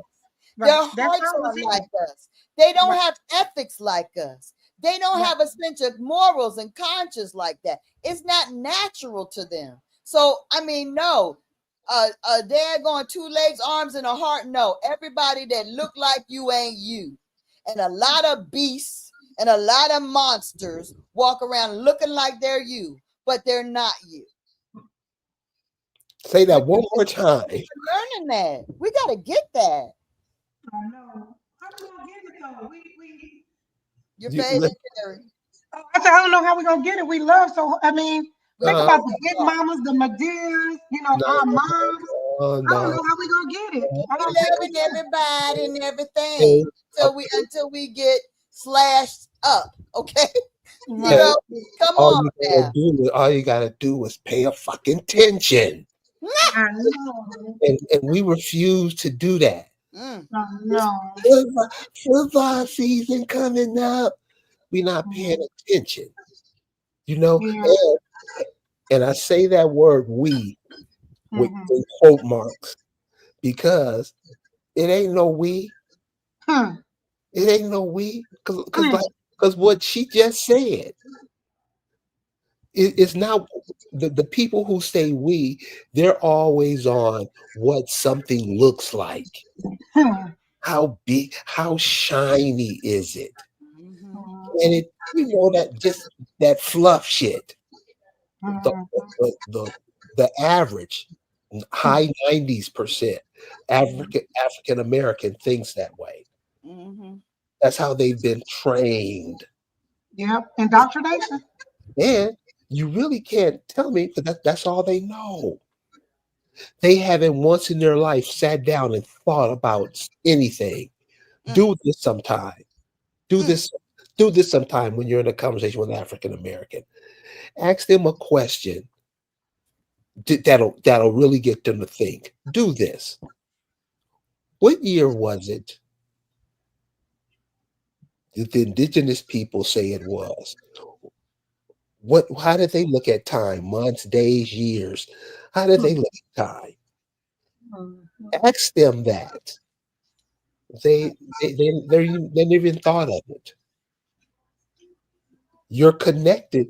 You're connected right here, and you keep looking outside of yourself, and that's allowing everybody to creep in. Hmm. You keep looking outside of yourself. Shit, your mama carried you for 9 months. You was in her. That that should tell you something. It don't. So all I'm saying is this: all these games we playing, trying to be, it's sickening. Hmm. Just be who you are. Lisa tells you all the time, do some genealogy, find out who people were, and look for things when you do the genealogy. What companies are there in those places? Because those places have a lot, and it's not just big cities, Atlanta, Chicago, LA, Dallas. It's Hmm. small towns, small places that you never even heard of Hmm. that has resources that are really, really important. Yes, You know, indeed. so these are the things we should be talking about. This is you. Right. This is you. Right. You're connected to this land. Right. And It's as long as you go by names that people call you black, I mean, if you really think of it, people just won't drop that word. And it's the most derogatory word. If you see yourself as nothing, anybody can do anything to you. You see yourself as nothing. That's what the word black implies. Redacted. Everything is blocked out so you can't understand it. That's what they're saying. That's what you're saying about yourself. Unknown. You know what I'm saying? Unknown. Black spot. Get it out of here. Let's rub it out. Let's put some bleach on it. And you call yourself that? You teach your children that they're that? Your mama call herself that? And won't even look up, won't even look at to where they grandmother's from. Who was she? She had to be somebody because she was here. She had you. That's not important. Yes, indeed. We don't even do that. Mhm. Have you ever wondered, like, how, I mean, like you said, I mean, You kind of far away from the oh, mic. I'm gonna have to get me my one of them little mics on. But have you ever wondered? I always ask myself, how did we even start calling ourselves black? Like, I mean, how did that even start, and why? When we think about the color, I mean, I know, and I think right now we have um, some type of trauma issues going on, right? So, how did we even identify ourselves, and why did we go along with that? You know, And I know mainly it's because we want to belong. We don't want to deal with the trauma, and we've kind of accepted all of the lies. But I guess I'm just trying to figure out why black. Like, why wasn't it called brown? You know what I mean? Am I the only one that be thinking? Like, I'm like, I always think like, Yeah, why yeah. black? It That's was an Why interesting not question. brown? it was And called do you no. think it wasn't brown because we had that color Indian red, which was actually brown? I don't know. I just don't understand the whole black thing. It's black because you allowed once it's again it was directed by people that want to destroy you, right? So Mm, what they do is they say, well, the Negro, there's a lot of data that links the Negro to the Indian, right? So mm, what they do is they get your respected leaders to say Negro, and there's a video about it that says Negro's a horrible term, and you get all these Pan African people. I don't know if you've seen the video, but you get all these Pan that African is, people to say Negro is a terrible word and we must get rid of it. You know what I mean? no, I'd rather So be a Negro. that's how it started. They Mm, vilified the Negro. They used the educated leaders to mm, vilify Negro, right? And mhm, then they give you a substitute. The substitute is mm, what they want to call you, and that it is something that means dead is really mm, it's the part of the witchcraft that they're yep, always using. They're right, always using witchcraft against us, and the yep, word play is part of that sorcery. So right. yeah, so black actually happened with James Brown and them, right? That's a James Brown thing. James Mm, Brown and when they were like, oh, we're rebelling, or we're upset about Martin Luther King dying. Well, say it out. I'm black and I'm proud, So they got rid of mm, the whole Negro because Negroes were oppressed, but they created that illusion because if you watch the green, what is it called, the green book, that green yeah, book. I saw that. Yeah, that was years ago. I never Yeah, watched it. I just watched it, and I was yeah. like, damn, this motherfucker was ball. He was balling. He was balling out. Okay, so Mm-hmm. really, it was for the way I thought it was gonna be. Was it gonna talk about how it segregated the Southwest? To me, what it showed was Mm-hmm. how liberated and how much we were balling, and Mm-hmm. there were segments of society where there was racism, but the Mm-hmm. reality was, despite that, Negroes was balling out, right? Yep. So, but they wanted to give the impression that Negro was an oppressive term, a term we Mm-hmm. needed to let go of, a term associated with slavery. So, Mm-hmm. because of that, that's Mm-hmm. why the whole black am I proud thing, because they linked it to I'm proud. See, say it loud. I'm black and I'm proud. So that was supposed to be, now I'm proud of myself. I'm black. Okay. And we, So yeah, that's we what need to they start were watching these saying words. until black wasn't Mm-hmm. enough to erase Mm-hmm. you from this country and put you somewhere else. Black Mm-hmm. did not define that you were a foreigner. And what Mm-hmm. they really wanted was to define that we were foreigners. So that's when they were like, you got to say African American, because we got to let them know that they Mm-hmm. ain't from here, right? Mm-hmm. It's all strategic. And you know what's funny? Everything everything's part of the battle. Right. And the funny thing is, Africans don't, I mean, like, so Africans don't even call themselves black. And they got some Indians that's as black as ever. They don't Right, even call themselves black. So, right. like you said, it was just a psychological thing by the powers that be in the entertainers who are sellouts for us, Mm-hmm. um, to just trick us into this whole trauma bond, the lack of, you know, you're not. You're not even an American. Like y'all was saying earlier. You're not even an Indian. You're not an African. You just ain't nothing. You just lack of everything. Right, Mental trauma. right. Yeah, we got to start watching words, and we got to realize that the language we speak, this English, is nothing but a spell too. That maybe that's why they call it spelling. But we got to watch these words that they make us say, like black, stuff like that. They just, like you said, voodoo, hoodoo, witchcraft, the whole thing. Right, right. And We these using the words against ourselves. and these words define us in ways. And so, we can't stop letting other people define us. And so, like with the Freedmen, I'll bring it back around. They are saying that they are descendants of enslaved people. That's the way they are allowing themselves to be defined. And so now the FBAs are embracing a freedman because they say yes. And this whole embracing enslavement is a misnomer because most of these people were slave owners. Most of these people were free farmers. This whole chattel slavery is not even a true it's not even really grounded in a lot of truth. So that's the problem. When you don't know what's true about your family, you're gonna fall for anything. Like the people that, like we were talking about before the live, the people in Virginia that brought up plantation, that they thought it was their slave owners' plantation. Honey, that name is your name. They steal your name and claim that territory to be yours, that land to be yours. You're the people that own and built that stuff.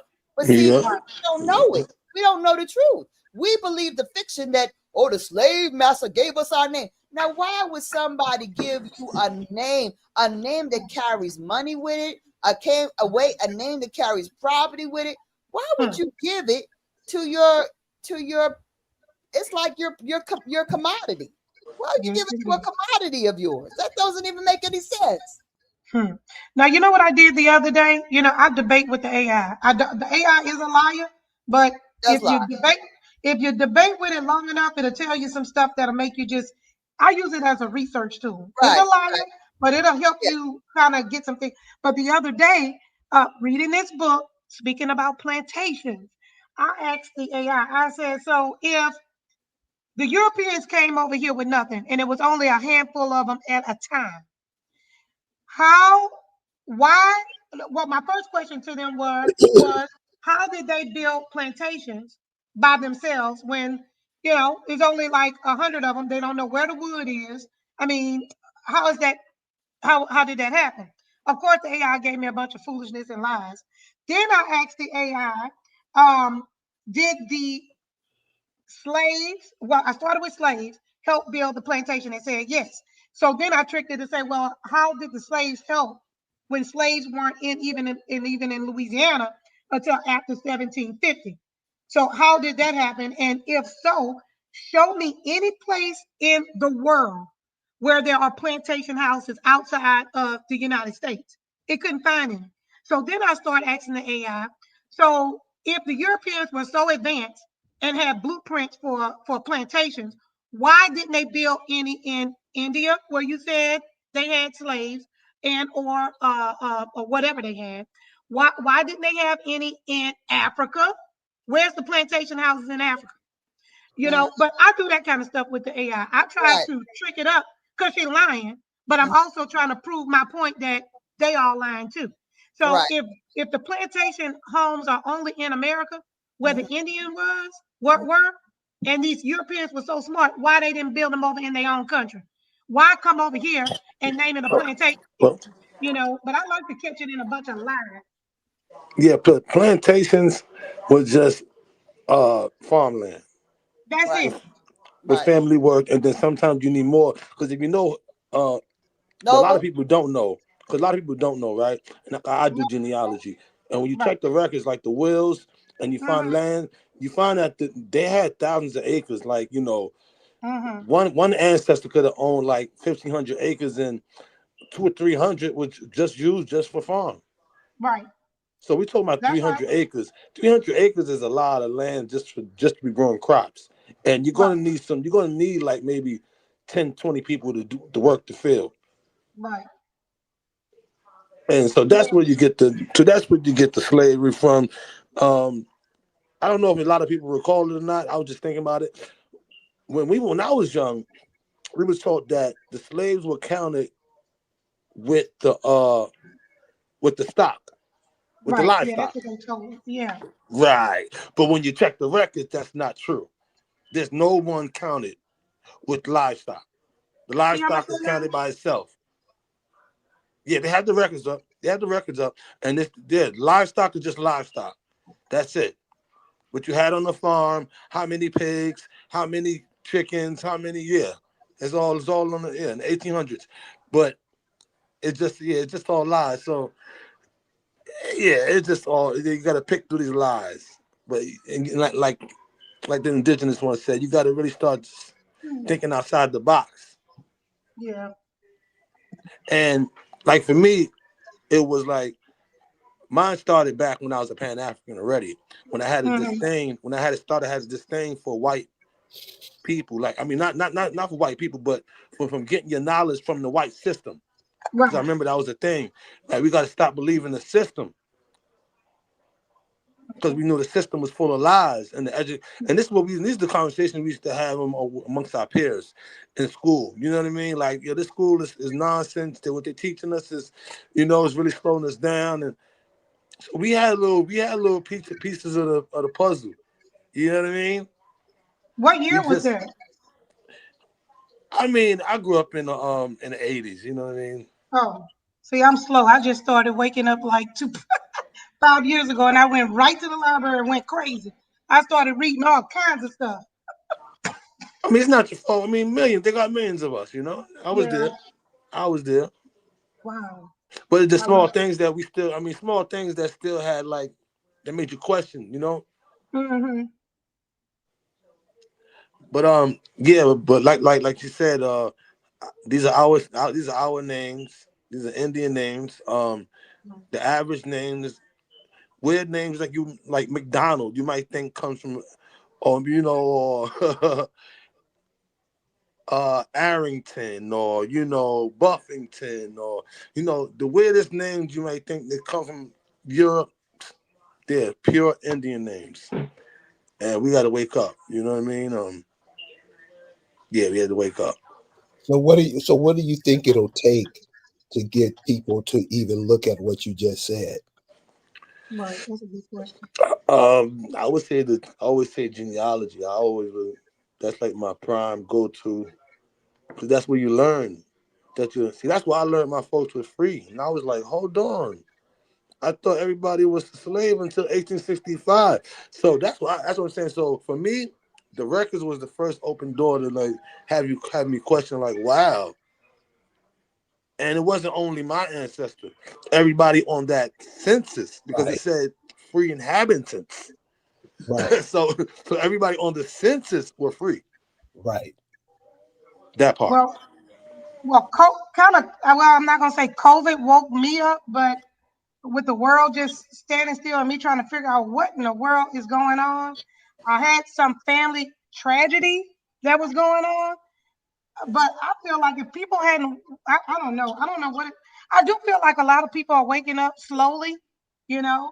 Um, but I'm not sure what it's going to take for everybody else to wake up fast enough for whatever is about to happen. Because I feel like every day, every week, something new and crazy is going on.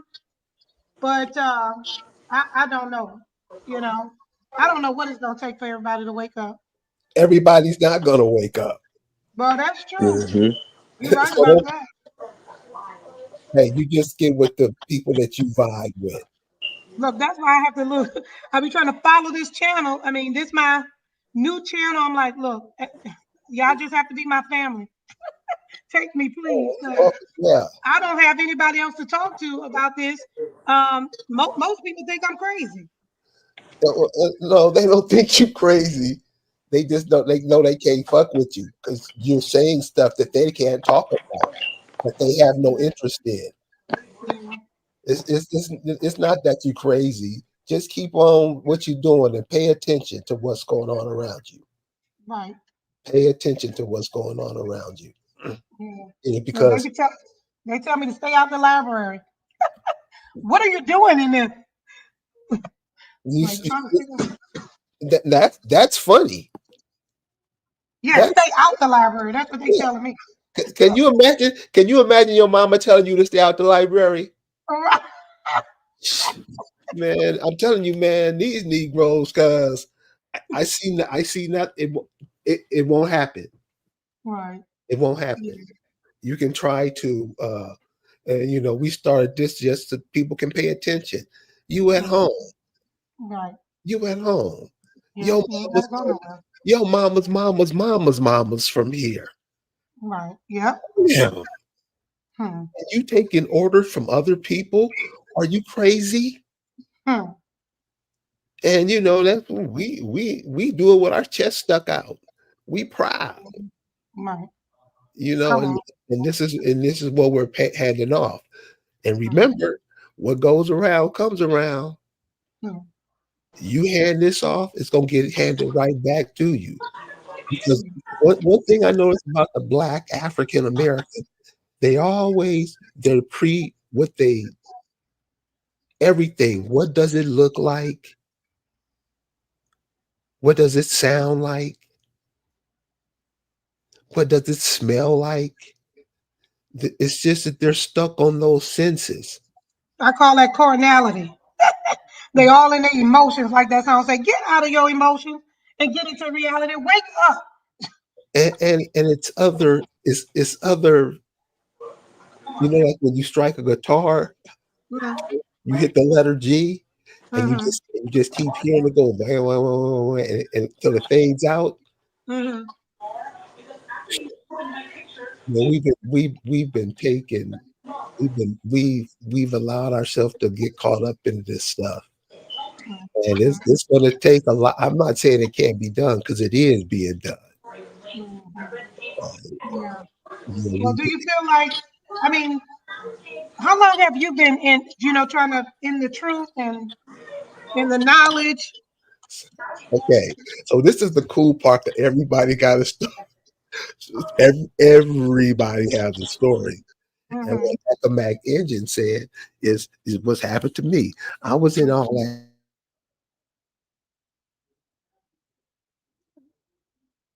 Oh, we lost you. Okay, can you hear me? Yes, we can hear you now. Okay. So, I was getting into all that stuff, but I was always asking questions Mm-hmm. because just it got to make sense, like you tying your shoes or something. Right. It has to make sense. So in all of these groups I was in, I would get kicked out of these groups and told I was a sellout, a snitch, a Uncle Tom, whatever, because I was asked questions that they had no answers for. That's the church. No, The church is a joke. a big joke. I be A, telling people, a, come on out. a joke. Hmm. It's a fucking joke. Hmm. And this is what I mean. This is on us. Mm-hmm. A lot of things is not what people are doing to us, is what Mm-hmm. we're doing to ourselves. Yep. And Mm-mm. one of the things that we're doing to ourselves is being dumbasses. Mm-hmm. And I'm not saying everybody's like this, but for real, cuz Mm-hmm. for real, Mm-hmm. it really. So with this term black, they're trying to get rid of you. The, Mm-hmm. you're having too many babies. Mm-hmm. Too many babies. I love that. So the life force keep coming. They're Hmm. trying they're trying to make you not have no more babies. They've been doing it Crazy. for a long time. Hmm. That's the Yes. whole meaning of the word black, a shadow. Hmm. Look up these other words. Look at these words in other languages and see what they Hmm. mean. You are not, you pick up these terms that they made up, that the indigenous people introduced themselves as black people. Mm-hmm. Mm-mm-mm. I'm asking you a question. Oh, what was the? I was look. You said do eugenics introduce themselves as black people? No, not what I said. Oh, I thought that's what you said. The American Indians Oh introduced no, themselves as black people. no, they didn't introduce themselves as that. So why do we call ourselves that now? That's that's what I'm saying. I mean, I have no. I mean, wanting to belong. Like you said, we doing it to ourselves. We putting spells on ourselves. We hurting ourselves. Lisa, you want to share that? You there? I'll move somebody. Okay. Yeah, I'm gonna share it. Hold on. Okay, good. Yeah, because I just wanted to show it. It's a few minutes. Okay, hold on. Let me see here. Where it at? Where it at? My brain is being stimulated. Yeah, we've been stimulated. There you go. There you go. Here we go.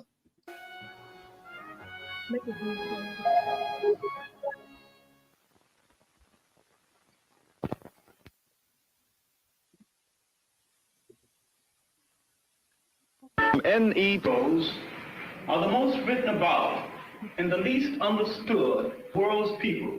This term Negro demoralizes us and is it detrimental? I feel it doesn't give us any association past the slave ship.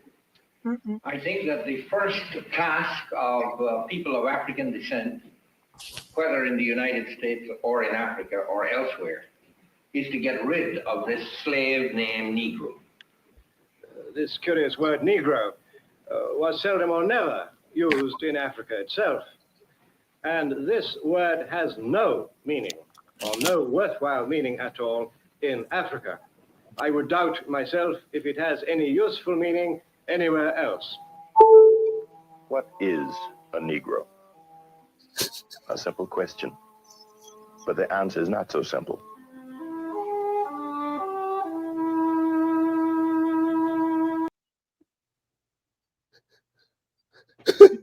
You people. That garbage. Who were those guys? Because they the enemy.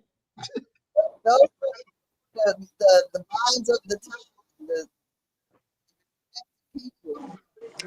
You can't hear you. Those were the respected minds of the time in 1965. Yeah. So But did you peep it? you see how the white dude said it's never used in Africa. So And that's see, a lie. that's the key. That's the key. When they say is he said it never. That's why when you say there's 20 odd Negroes, they could not be African. It was not ever never used in Africa. He said it himself. Okay. And then what they did was they vilified it because Negro connects you to the Indian.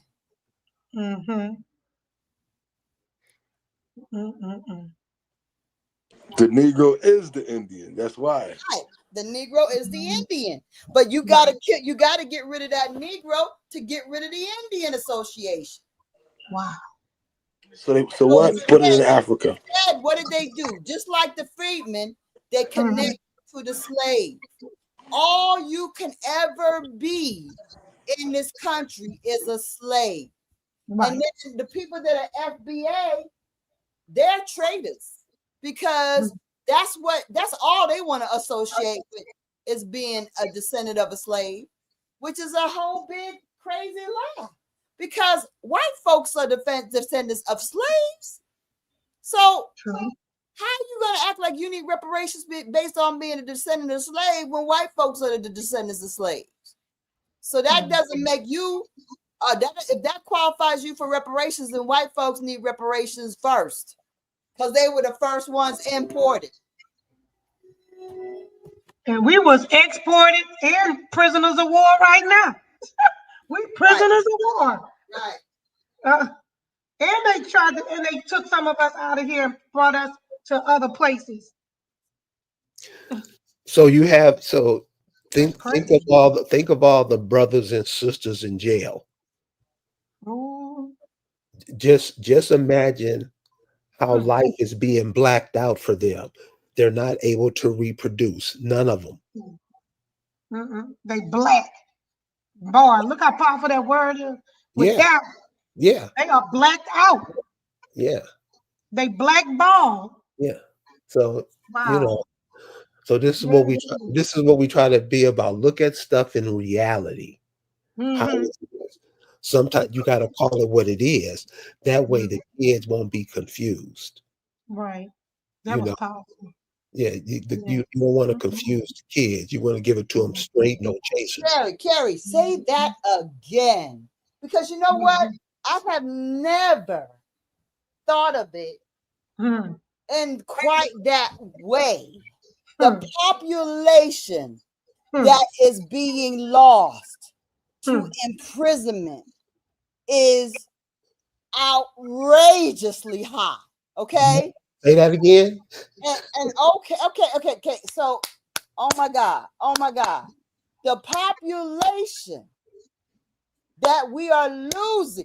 And this alone. See, this is the thing. This is why we don't have time for people that are tick-tocking and playing games, because the reality is that you have to stand up and stand up correct in your identity, because as a true repatriated nation, that's the only way you're going to get it. You ain't going to get it by being no freedman. You're not going to be able to say, oh, let my people out of prison as a freedman. That ain't going to happen, because what is a freedman? A descendant of a descendant? Okay, that's not power. That is not having standing. Having standing is everything. Okay, so in order to have standing, to be in your power, you have to be in the identity that you are, the identity of your ancestors. Okay, Come on. These freedmen are sidestepping their identity. They're taking a peasant role, a freaking almost like a daggone like a mascot role to what they really are. They're not the real thing. They're like a little dancing mascot of the people. Okay, they're not the real team.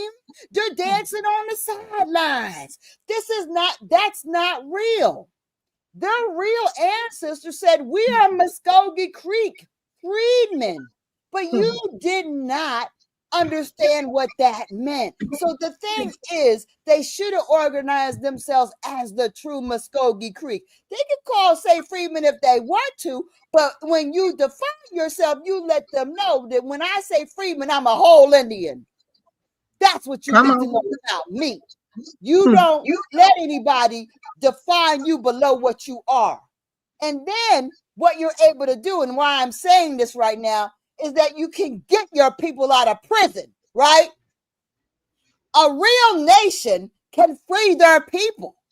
Come on. And that's why they don't want you to understand that you need to repatriate yourself into the real nation that you're from, because there's a power that comes with it. And all these losses that we are suffering by having our brightest people locked away, and our brightest reproducing people, they can't reproduce smart people because all the dummies are out here faking it to make it. That's a major loss. But as a repatriated people, a people that is standing on their rights and their power, you may have people slaying arrows at you. You may have to dodge a few daggone legal bullets like I have to do. But in the end of it, our goal is to be a whole nation with real rights and not defined by people that oppress us. You don't get to define our rights and privileges. That is defined by us, not by you, and certainly not by a state which is subordinate to everything.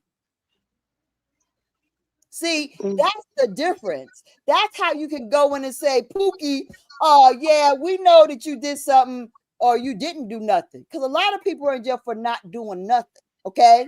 A lot of us are in jail for not doing anything. Go just being in the wrong place, because now they got laws that lock you up for being in the car with a person that did something stupid and accidentally shot somebody, and then you go to jail for freaking 4 or 5 years as a child.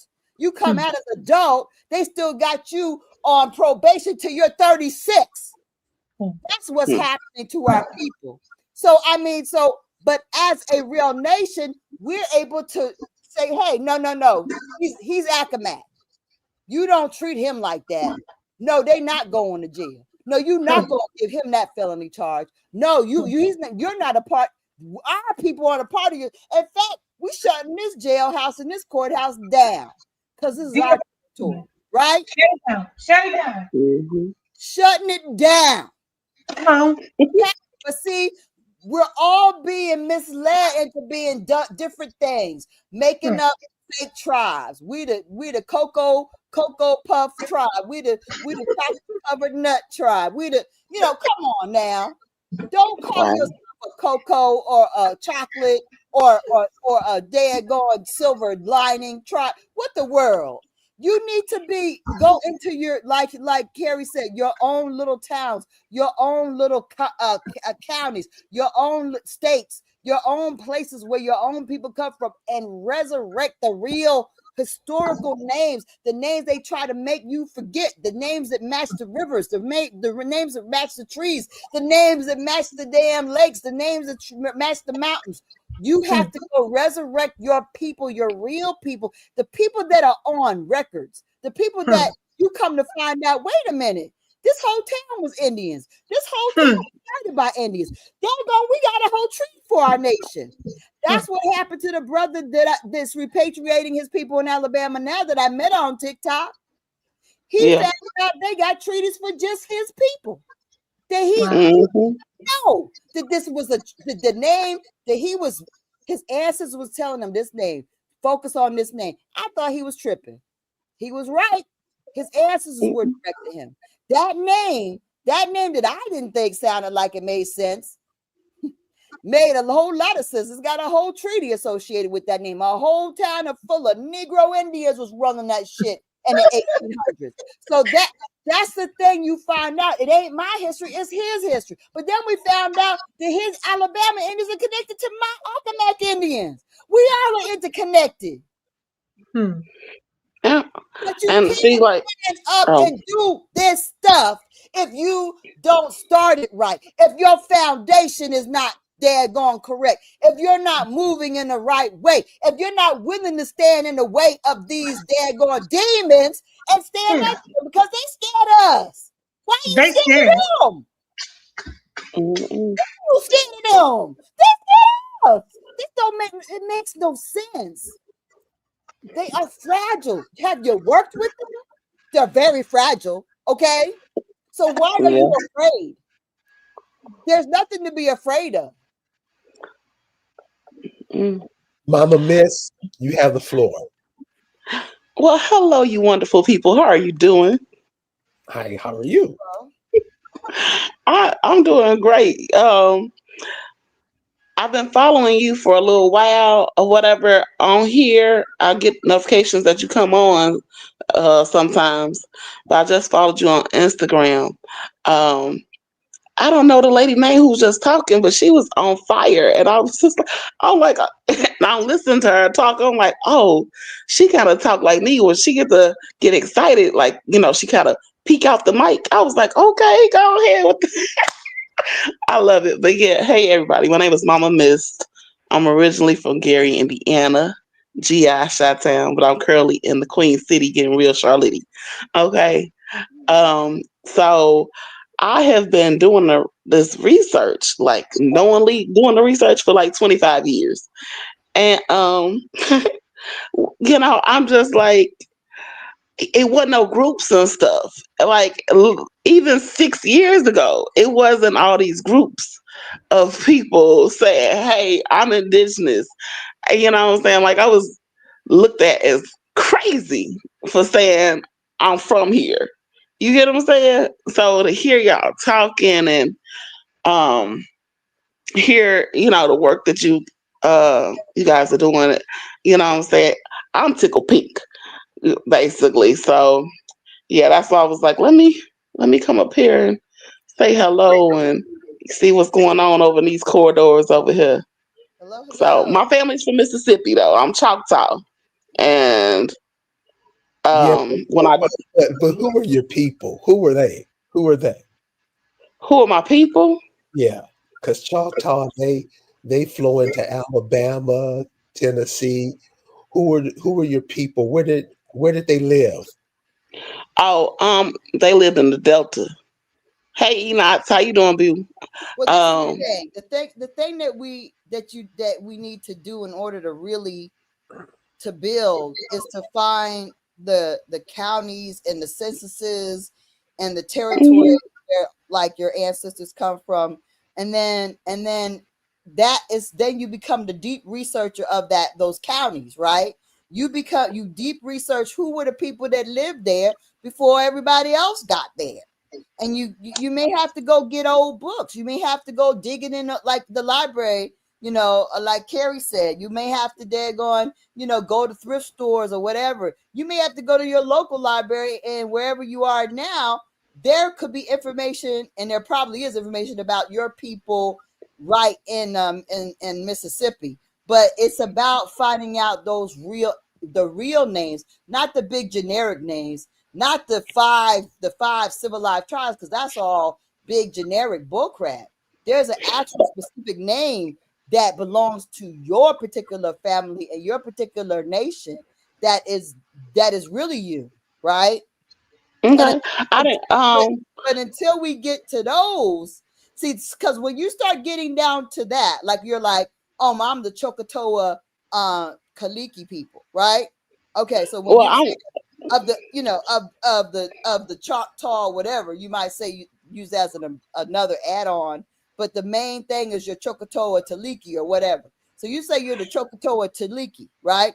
When you start researching the Choctaw Taliki, like the brother who started looking into his people in Alabama, you're gonna start finding things. You're gonna be like, oh, okay, well, there's a patent for this. We used to do this. We were known for that. We did that. You're gonna find specific things about you, but also by being able to build and declare yourself who you really are, it's gonna give you a certain standing to they're gonna say, okay, look, we still here. We know our identity. We know we're learning. We got our history. We're learning our history, and we declare ourselves present, and we declare our rights right now. Like that is how you are able to build up based upon knowing who you are. When we just kind of sit in the broad space, nothing really happens. You're just at a dead heat. And then people tend to be like, well, I'm going to draw. What do I do? Do I draw the Choctaw Nation? Well, that's a government entity. yeah. So I've done that, well, I could go further, you know what I'm saying? However, when you get to, like you said, when you say Choctaw or whatever, they're signed up underneath the federal government, right? So what a benefit is it for me to re-sign up underneath that federal government? Because you know what I'm saying? Because I'm Choctaw or No, whatever. you're not.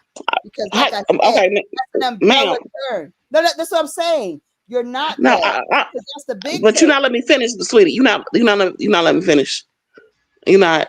So, but I know where my folks are from. So I'm Choctaw and I'm also Chirac, but you cut me off when I was getting ready to say I'm also Chirac. So that's small town here in South Carolina. South Carolina. That's different. Yeah.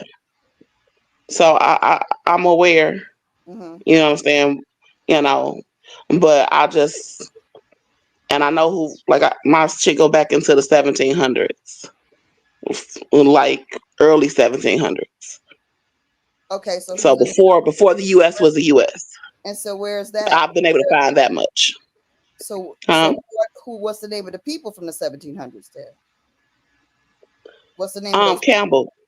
I mean, you're Campbell's in Mississippi or Campbell's in South Carolina? No, in South Carolina. So the Campbells are Chirac? Mm-hmm. They're from they're Chiracs? I said, yeah. Okay. But you don't call yourself a Chirac, you call yourself a Choctaw? What side of the family is it your dad's side that's a Chirac or your mom? It's my mom's. Okay. So, but you don't call yourself a Chirac, you call yourself a Choctaw? I don't even say Choctaw like that. I say Choctaw. That's what I say. Well, however you say it, Choctaw. You can you claim yourself. So, I mean, this is my point. My point is that the only way we're going to actually empower ourselves is by empowering ourselves. And the only way you can empower ourselves if more people actually take what they do know of their family history and their nation history and build upon it. Because if we don't, we're just a bunch of people using a bunch of made up names or using a bunch of names, and there's nothing we can do in an organized fashion with it. The more people that actually take their genealogy and move forward with that information to the next level, that's the more that we can do. It doesn't take a lot of us either.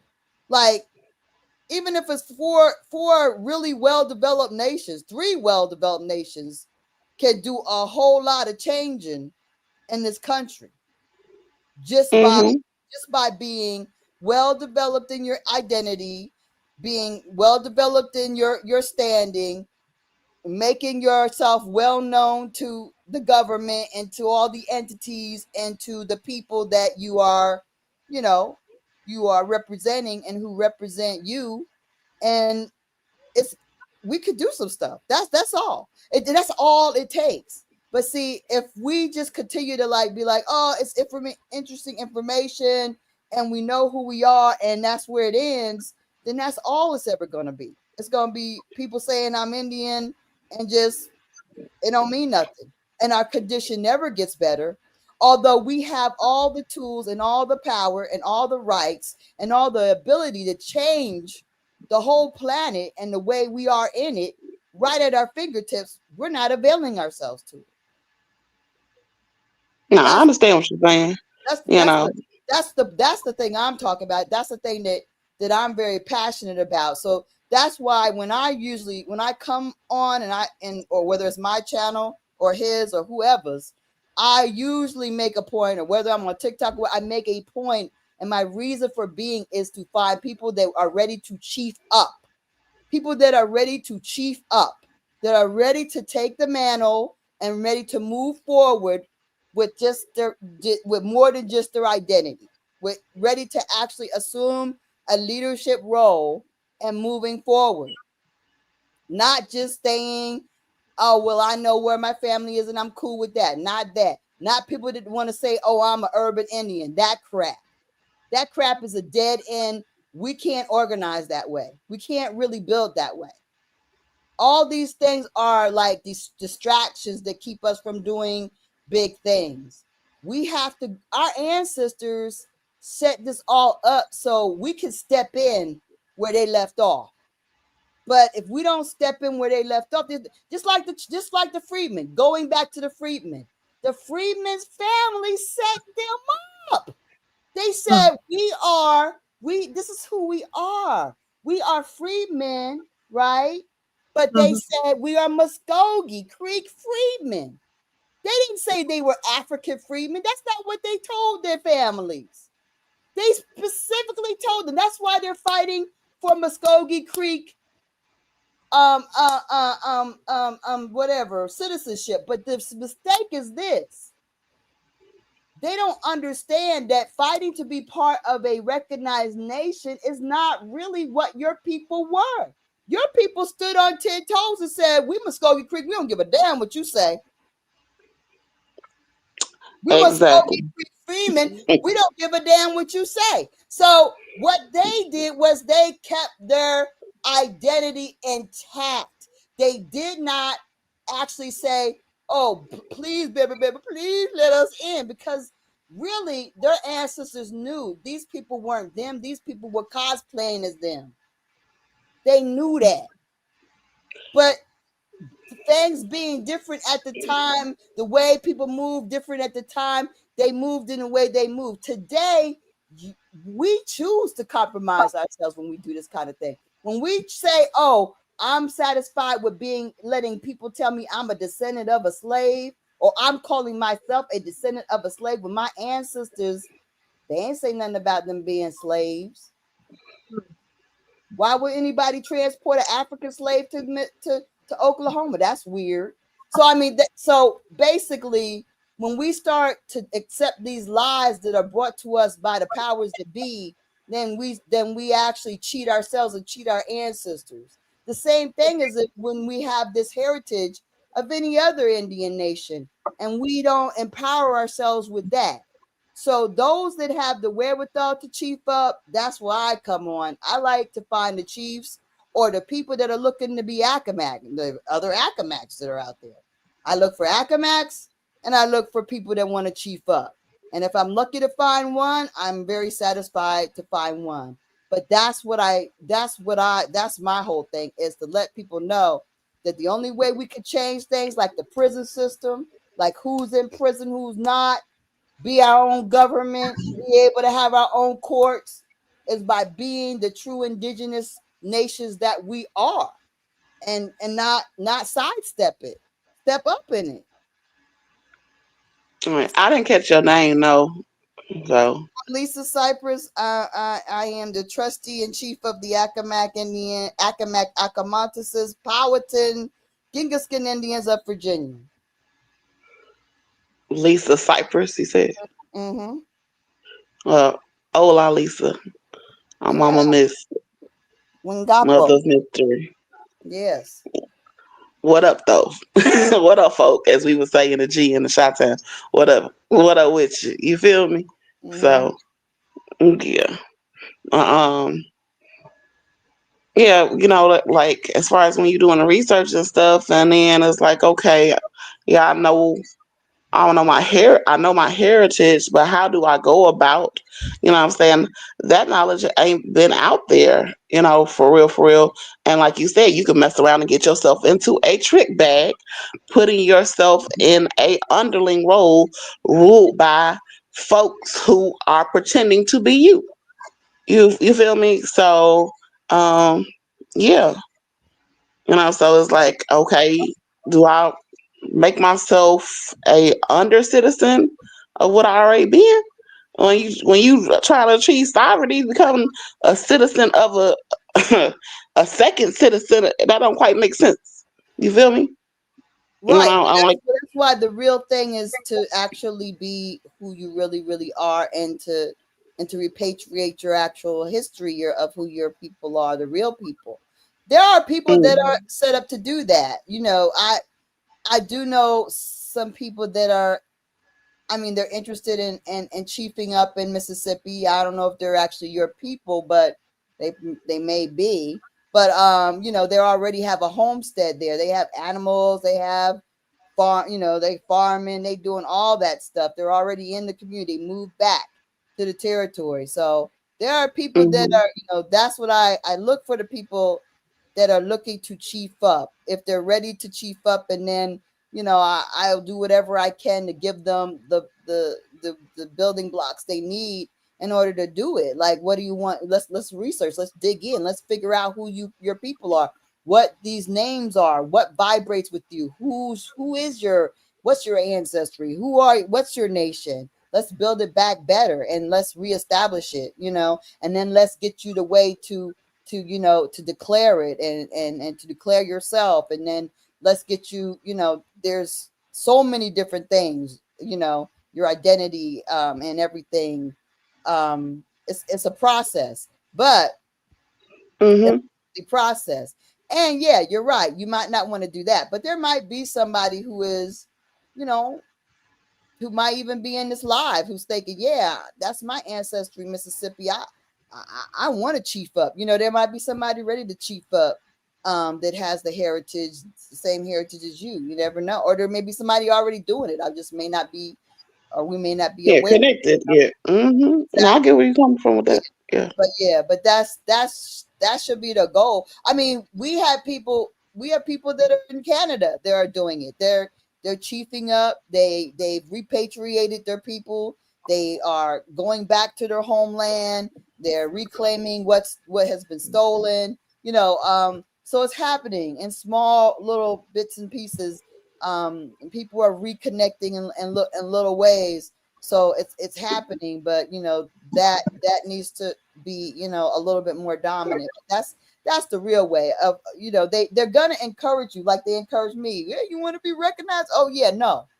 I don't want you. How dare you think you can recognize me? Who the hell? What is America? What, the United States? You are a corporation. Who gave you the authority to be here? Who Come on. recognized you? Okay. Did my people recognize you? I don't know. That we didn't recognize you. So therefore, what authority you have to recognize a nation that predates you?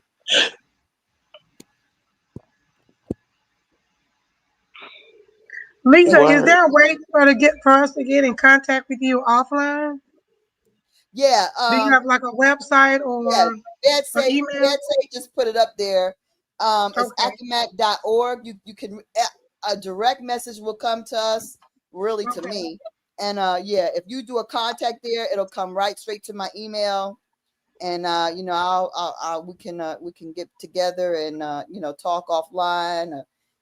We can connect via some more private mechanisms that we use, and because anything that I know, I'm willing to share, and for someone who sincerely is interested in doing the work, you know what I mean. And that's the whole thing. I have helped people that didn't do very that didn't use the information in a way that I feel good about, you know what I mean. But that's a chance you take sometime. You just can't tell what people are gonna do, you know what I mean. So it is what it is. You just go out there with an open, pure heart, and just kind of hope for the best, But like I said, on the other hand, there's been some really great people that I'm just so grateful that I had the opportunity to meet and have an opportunity to exchange information with.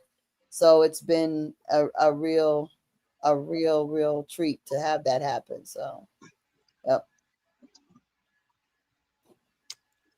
Well, cool. We coming up on closing time. Yep. Oh, okay. I came in at the tail end of the party. Okay, that's what's up. Yeah, we've been going for 2.5 hours. Y'all had stoked the fire. Y'all done fried the fish and everything by the time I got in here. Y'all done ate, and I'm hoping I can just get a little chicken wing and a piece of, and maybe some punch and go home. But yes, and this just one, like I said, I followed you on Instagram, Lisa. I guess you don't have an Instagram. I do have an Instagram. What is my Instagram? Liren, I think Liren. I'm also Liren Liren on Facebook. Liren Cypress.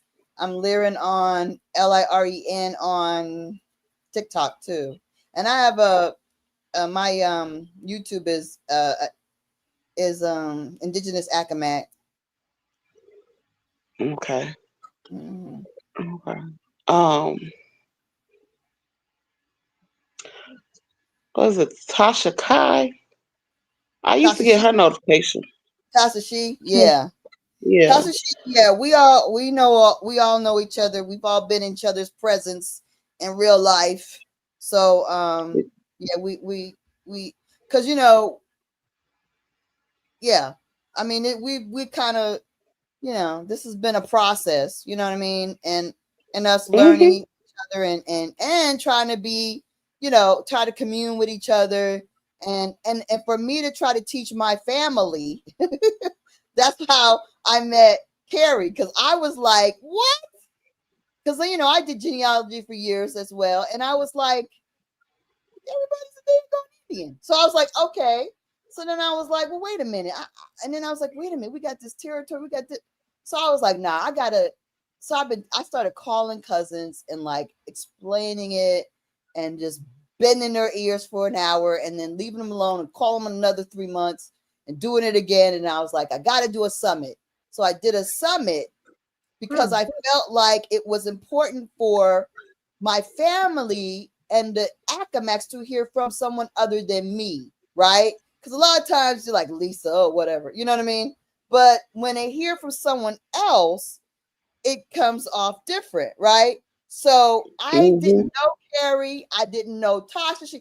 I really hadn't watched a lot of videos. My thing really came from me having done research and then after I did it, I was like, where are there other people that know this shit? You know, so I was like looking for people that knew, and that's when I came upon. Actually, came upon people on Facebook. Carrie has the group African Americans Ain't African, and I believe that I met Michael Hampton. Michael Hampton introduced me to Carrie. I also had met. I had actually went and talked to A1, and Tasha. I had seen her video, but I really hadn't watched a lot of them. But I'd seen her on there. I saw a lot of Phoenix Moon, and so then I was like, okay. I had reached out to all of them, but Carrie, that was through Michael Hampton, and Carrie was like immediately yes, and I was like, wow, you know what I mean? And so, and then, and so was Tasha. Tasha was like immediately yes. She would come to the summit, and then they brought, and then Carrie brought some other people, and so it was like, it was crazy. I didn't know what I was doing. The ancestors were like pushing me around. I had no idea why I was so driven to do this thing, but I was like, I have to also show the people in this county that we are here. Because I know my local cousins would not necessarily show up because it's a very oppressed county. It's very racist. It's a Ku Klux Klan mecca, right? And so I really, I didn't blame them, but I knew that local cousins would not necessarily show up. But really, what ended up happening is cousins came from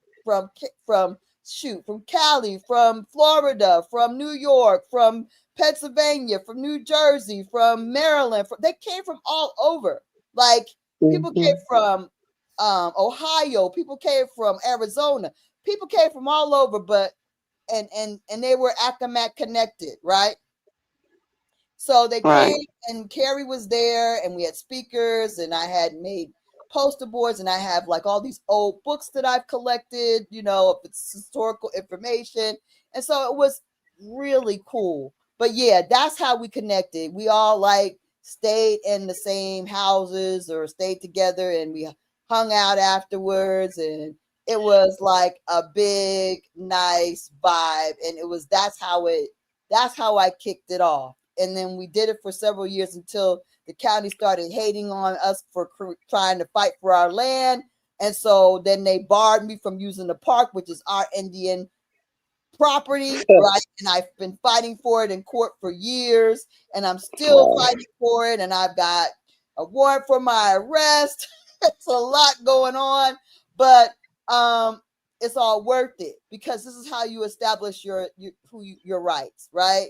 So I mean, I know it doesn't sound like it if me saying it real cavalier, but it is. It's how I. No, I hear you plain and clear what you're saying. You know what I'm saying? Because now that I'm willing to fight through it, I've been fighting through this for a year. They've been playing games and making up these fake charges against me for a year, playing with my life, right? And so right now I'm at the point where I said to them, look, you have no authority. I'm not going to partake in your sham of a proceeding any further. I'm not going to show up for any further hearings, no trial, nothing, because this is void. This is vacant. This is a farce. Okay. Right. No authority. You have no subject matter or personal jurisdiction in this matter. Okay. So this is the thing, but in order to establish these things, you got to ride this shit out. What they thought was I was going to be like, oh, and I would be immediately saying, no, whatever you say, I ain't never gonna claim no land no more. That's what they wanted to happen, right? What they thought. They never thought it would be a year later and this damn heifer is still fighting us, right? See? They didn't think they were gonna go all the way and attack my house in Georgia from daggone Virginia and actually try to daggone take my house with forged deeds, and I would still be standing and sitting in my house a year later. They didn't think that would be happening, okay? But you have to establish that who you're dealing with, you can't deal with me like this, okay? Word. So that's That's all part of this process. So Carrie, Carrie's known. He's been to the so-called plantation that's part of my family history. He went there. He looked at the daggone waterfront. He was like, "So y'all had slave cabins on the waterfront?" And I was like, "Oh shit, you're right. That don't make no sense." Slave cabins on the waterfront. You got crabs, crawling up on the bank and all this plenty, walnuts in the trees. Like, this ain't no slave setup. Like, what? But then it all makes sense because it's actually our main village. Like, this is the Powhatan's main village is that Deer Hall plantation where we stood on the banks, and Carrie made sense of it just by sitting up there being Carrie and saying, "So y'all had beachfront, waterfront, slave cabins," and I was like, "Never thought of that." Right. Yeah. And the cool part about connecting to the folk like that, you learn those little intricacies. How you say the word? Intricacies. You learn those intricacies about your people, which leads to yourself. Right. That's the whole cool part about it. Because I was like, damn. I mean, it's better than anything I've seen in any of these cities. It's cold. You can just walk down to the lake and it's cold. Right. They living like that. Right. Right in your backyard. That's what you're looking at every night. Right. Oh man. Cousins, when they saw that, they was like, if I looked at this every night, what that would do to me. Like how that would change my whole energy. But see, it's even more powerful because it's you. It's you and your soil, right? And so it really does reset your whole spirit, your whole soul. So the funny thing is, Carrie was like, "Yeah, I might be. I think I'm acting."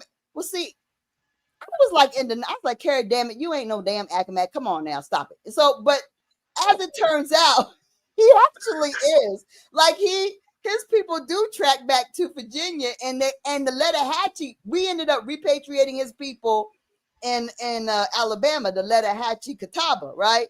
And so the Lettahatchee Catawba, as it turns out, they was in Virginia too. So it's like, oh man. So it's like, can't deny. I mean, it is what it is. We're all interconnected. That's the way it is. So like the young lady was saying about her mom being from South Carolina and her father being from Louisiana? No, both my parents are from Mississippi. So there's several generations where my mother's people are in Mississippi. Then I think it goes back to South Carolina in the late 1900s. Late 1900s goes back to South Carolina, maybe late 1800s or whatever. And some of the cousins I grew up with in Gary, their sister was actually born in South Carolina. So my first cousins are in their 60s and 70s. Oh, you can get some good information from them. Yeah, those that are still living. I have on my father's side, my one aunt, she's still on the land in Mississippi. You see what I'm saying? That with the house that my grandfather built, who was born in 09. So, and then, but I was bathed in a tub in that kitchen that didn't have running water. Yeah. But I'm an 80s baby. So, because my parents and my grandparents had kids for 20 something years. late in life. Yeah. You feel me? You know. Yeah, so it's just crazy how I ended up with a lot of the stories and a lot of the the actual history, you know what I'm saying? Because my grandfather didn't pass. My grandparents passed in 85. I was 4. But my memories start at 18 months old. So I can remember chasing the chickens and stuff down in Mississippi, and the chickens turning on me and everything like that. Like, what, I'm tired of you chasing me, little girl. They're very, they can be violent. Hmm. Yeah. So, but like you were saying, if we think, that these people just were in one place, and they weren't. They would go back and forth. So, like, when I got to doing my genealogy on South Carolina side or whatever, I'm saying, oh, this she in Sherrall here. Oh, she in Savannah here. Oh, she's back. She's in Orangeburg here, and that's how I learned about the Ogeechee River. You feel me? So I'm like, this Ogeechee River is inland, but you want to tell me that Geechee people are people who are on the coast who are African. And I'm like, that, nah. So when you start learning the sounds and stuff, because like you got Tallahassee, right? Then you got the Tallahatchie River that's over in Mississippi. Right. You feel me? Right. Yeah, that's right. And you learn like, oh, these the same folk. Right. It's just that they saying, like, sometimes they pronunciate things different. So in Jackson they say what up, Jew, right? But you come to Chicago, you're like, what up, Joe? Right. Right. You feel me? Right. But then the same people. Right. The rivers were and the words. Yeah. the rivers were our highways. Yeah. And we still have the Natchez Trace. Right. You feel me? We Yeah, had the roadways, and then we had the riverways, and you know what I'm saying, we've been all over this place. Yep. So it's just that a lot of times there's not so much of a connection for folks that's on the East Coast or whatever, and the people that's on the Mississippi or the middle of the map. I'm not finding a whole. Well, I know Phoenix Moon, that she traces back to Mississippi or whatever, but a lot of people that's on these platforms and stuff, they are on the Eastern Seaboard, and so sometimes when we say, we Choctaw or whatever, people get to thinking about them whitewashed folk who assumed our identity, but my people never left Mississippi. You see what I'm saying? No, They didn't. We know. Yeah, on this platform, we know what folks are talking about. That's for sure. Because we encounter a lot of people all the time. Yeah, and there are a lot of people that are still there. That are, like I said, that are still organized, and people that are going back home. They're returning to actually build on the land that was from in their families, or reclaim what's in their families. That's a powerful thing. So yeah, a lot of that's happening. And even like he's from Chicago. He lives there now. Who's from Chicago? Mike Hampton. Hampton's on. He's on a lot of. He's on African Americans and African on Facebook. Like, he's on there a lot. He does a lot of Instagram, I think, posts and things like that. And he's the person that introduced me to Carrie. But yeah, so he's from Chicago, and he's very much into a lot of indigenous history, and has been for a long time. So he's he's really strong in it. Yeah. So he kind of knows his connection there. And then who else is that? What's her name? Isn't her people? She's in Chicago too. Rebel. Rebel's in Chicago. Rebel's in Chicago. She does a lot of Instagram posts and Facebook posts, and she knows a lot. I mean, she's been to one of my summits too, but she's she's very much into the information, So there's a lot of them. So like Lisa was saying a little earlier, when you find out about yourself and who you are, it's a big family. It changes you. Because now you know what road you're traveling on for real. Yeah. I kind of, growing up in Gary, and which was, all black city, or black teachers and stuff like that. We got some of the teaching that we were Indian. You get what I'm Mm, saying? good for them. So, huh? That's good. Yeah, and then like I said, you know, I, I grew up with um a lot of older people. You know what I'm saying? My parents were in their 30s when they had me, and that was old back then. And then, but their siblings were in their, like 60s. Mm, So, they were um, babies. Uh-huh. yeah. So, So that's why you your know, genealogy goes back really far, really fast. right. Mm-hmm. You go Yeah. So, straight back to the 1900s real quick. yeah, my grandfather, who I knew, my Exactly. grandmother, my grandpa, Mm-hmm. they were all, well, two. My grandfathers was both born in 1909, Right. and I knew them. You see Mm-hmm. what I'm saying? Right.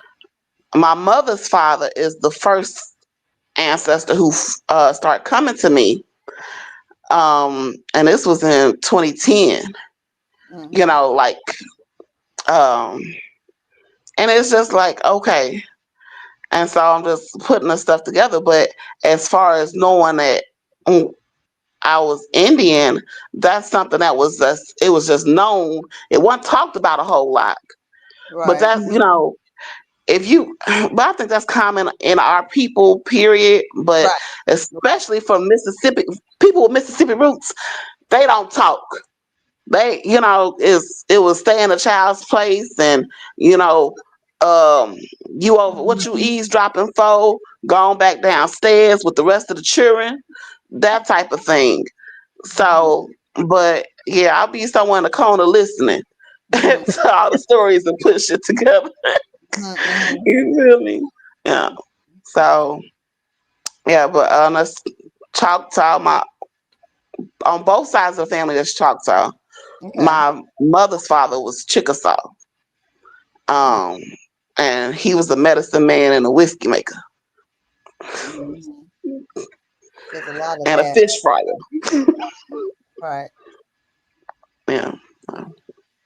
Uh, But yeah, Yeah. I'll follow you too. Powerful. It's real powerful when you have parents that your age and having older parents and being able to have grandparents that are in the 1900s. Like that's really powerful because that gives you an insight that is beyond just about all your peers. You know what I mean? It's like because you get to go back way back and actually to have the connection with those grandparents of that age. That's amazing because a lot of people, like I said, a lot of people my age don't have that connection with their grandparents. You know what I mean? So that's pretty cool. That's really that's very powerful. Thank you. All right. And so both my parents have passed on. And so now I am the matriarch. Oh You know what wow. I'm saying? But I have to create a new thing. You know what I'm saying? I had to literally create a new thing. And Yeah. unfortunately, fortunately, whatever, Yeah. um, my siblings are against me. You know what I'm saying? Yeah. And I've been fighting. Yeah. We talk about fighting for your home. Yeah. I've been doing that. You Hmm. feel me? And so that's why I'm laughing when you talk, A because lot you of don't even know rough, you don't but know what I went through today. Today, family, okay? honey, families can be cruel. Let me tell you. When my daddy passed, I had to be on Xanax because of my sister. So I understand. I That I look, understand I was hearing honey, you. I was how hearing they you so how clear, girl. It would make no sense. family can take you there, but then they Hmm. can't come out on the other side. I don't even know how I came out on the other side because I sure didn't see myself coming out from none of that because I was like, these people don't like me. They just being terrible to me. They never liked me. Like that's where I was, several years ago. But yeah, and you know what? That's the blessing and malediction of you having the older parents. That's the sad part because they done already passed, right? So Yeah, with both my they gone. all but also look at how they had their older sisters and brothers, so the uncles don't exist either. mhm. So So that's the downfall, because now it's like less resources that are elders. The elders are gone because of them being so much older. So that's an interesting thing. It's a blessing because you are enriched with all that experience and information, but then it's a little bit of malediction because you're like, oh wow, they're all gone. They've all gone over. You know what I mean? So yeah, that's interesting. It's just But but like y'all was talking about how the ancestors were leading you and stuff. The fact is, they in me. yes. I'm Well, the Mhm. closest. that's I true. am the closest thing to them in Right. this universe. Yeah. They Come are on. They're in me, and they take over. They yeah. take over my being. You hear me? Yeah, for sure. And they whisper in my ear. Hmm. You feel me? Oh yeah, I know. You know what I'm saying? Hmm. And they let me know, hey, I don't, cause I ain't studied no whole bunch of law books and stuff like that. But Right. they'll send different people or whatever. They'll put a video in my Right. timeline. They'll Right. give me a word to look up or Right. whatever, and I go look it up. They'll give me a vegetable or some shit to look up, and I'm like, what is this for? Hmm. Okay, matter of fact, they'll make me, spirit will make me crave certain things, and I'm Hmm. like, and I go look Right. it up. Why am I craving this? You know what I'm Right. saying? So I got all that healer Right. energy in me. You Right. get what I'm saying? Yeah. What they call the heyokas and all that other stuff. I Yeah. got all that in me, Yeah. That, and that. all my siblings ain't got the same bloodline. Okay. You hear Mhm. me? Yeah. I was made with a promise. Right. Right. You feel me? And people be jealous of that sometimes. You feel me? Because you have that anchoring. But Well, it's just some people don't. it's Some just people don't. it's They just don't. Let me just come up. Let me just finish though. Some people, I'm talking about, just because you grew up in the same house, right? mm, Um, them other siblings, they cared about what the new shoe was. Can I get this? And can I have this doll and money and all this other stuff? But I have a rich heritage that they can never get because I was in the kitchen making peach cobbler. I know how to make the dough my damn self. You get what I'm saying? I know how to make the sauce. You get what I'm saying? I was the one that picked the greens out the garden before mama got home and had dinner ready by the time she got from work in 95, 96. You see what I'm saying? So when they want something, when they want to get back to the soul and well, the soul food, they got to come to me. right. Everybody, even though they may not seem like their gift is evident, everybody I feel has something that is worthy to contribute. Sometimes it's just being. Sometimes Mhm. it's just Come on now. that experience. You know what? And so like my sister, she's like that. She gonna be like, some of these people don't do nothing. They ain't got nothing. They can't do nothing. They don't do nothing. I was like, yo, some people they just need to be. Hmm. That's their function. Because Mhm. a lot of my people are in, like I said, they're there posted up on the Eastern Shore dealing with a lot of hell, and they low key Mm, smile, they smiling and they dealing with it every day. That's their yeah. job. I don't expect anything of them. When the money rolls to the Academic, do they get just like everybody else get, because Hmm. their job is just to be, and Hmm. that's an important job. Okay, so I mean, that's how I look at it. I'm like, everybody got a reason, and it's just a matter of us just acknowledging it or noticing it in the correct way. um I try to give a lot of grace to us, because we got a lot of issues and a lot of damage that Mhm. we don't really deal with a lot of times, and so we act out in ways that really aren't the best to each other Mm, oftentimes, and so I get it. You feel like this whole selfish spirit that some of us have, this kind of little hatefulness that we've developed. We're gonna have to heal from that. We're gonna have to work on ourselves, really, because You can't add money to bullshit. You really can't. You can't do it. So you got to get your mind and stuff right, or you got to have mechanisms to make people, to kind of guide them into doing better. You know what I mean? Before we get to a point where we got resources and stuff to do good things with, we can't add that to a bunch of foul acting people. And we do have foul acting people in our families. That is a fact. That is a fact. And I'm not trying to say that, because we really do. But like, this is the thing. We have to treat it like we're dealing with spoiled, awful children, because we got spoiled, awful children. They may be adults, but they're spoiled, awful children. And a lot of these people need to be re-raised. That's a whole new show. We got to talk about that some other day. Right there. Oh my God. Dealing with these horrible people. Yeah, like you say, some folks is just, the truth is our value. I say this is Mama Mistism. I ain't here for nobody else. Spirit gave it to me. But my value is in my being, not in my doing. However, in my being, you better leave me be. I'm going to let you be, but you damn sure going to let me be. You hear me? And if you ain't going to let me be, maybe you just don't want to be no more. Right. If you won't let me be, maybe you don't want to be no more. Oh Lord. On that note, I guess we could have called it a night. We at the 3 o'clock hour. 3 hour time. We've been here for 3 hours. But yeah, it's been great. And y'all come join us again. We're gonna get together. When we're gonna do this again, Carrie? Whenever you say, boss.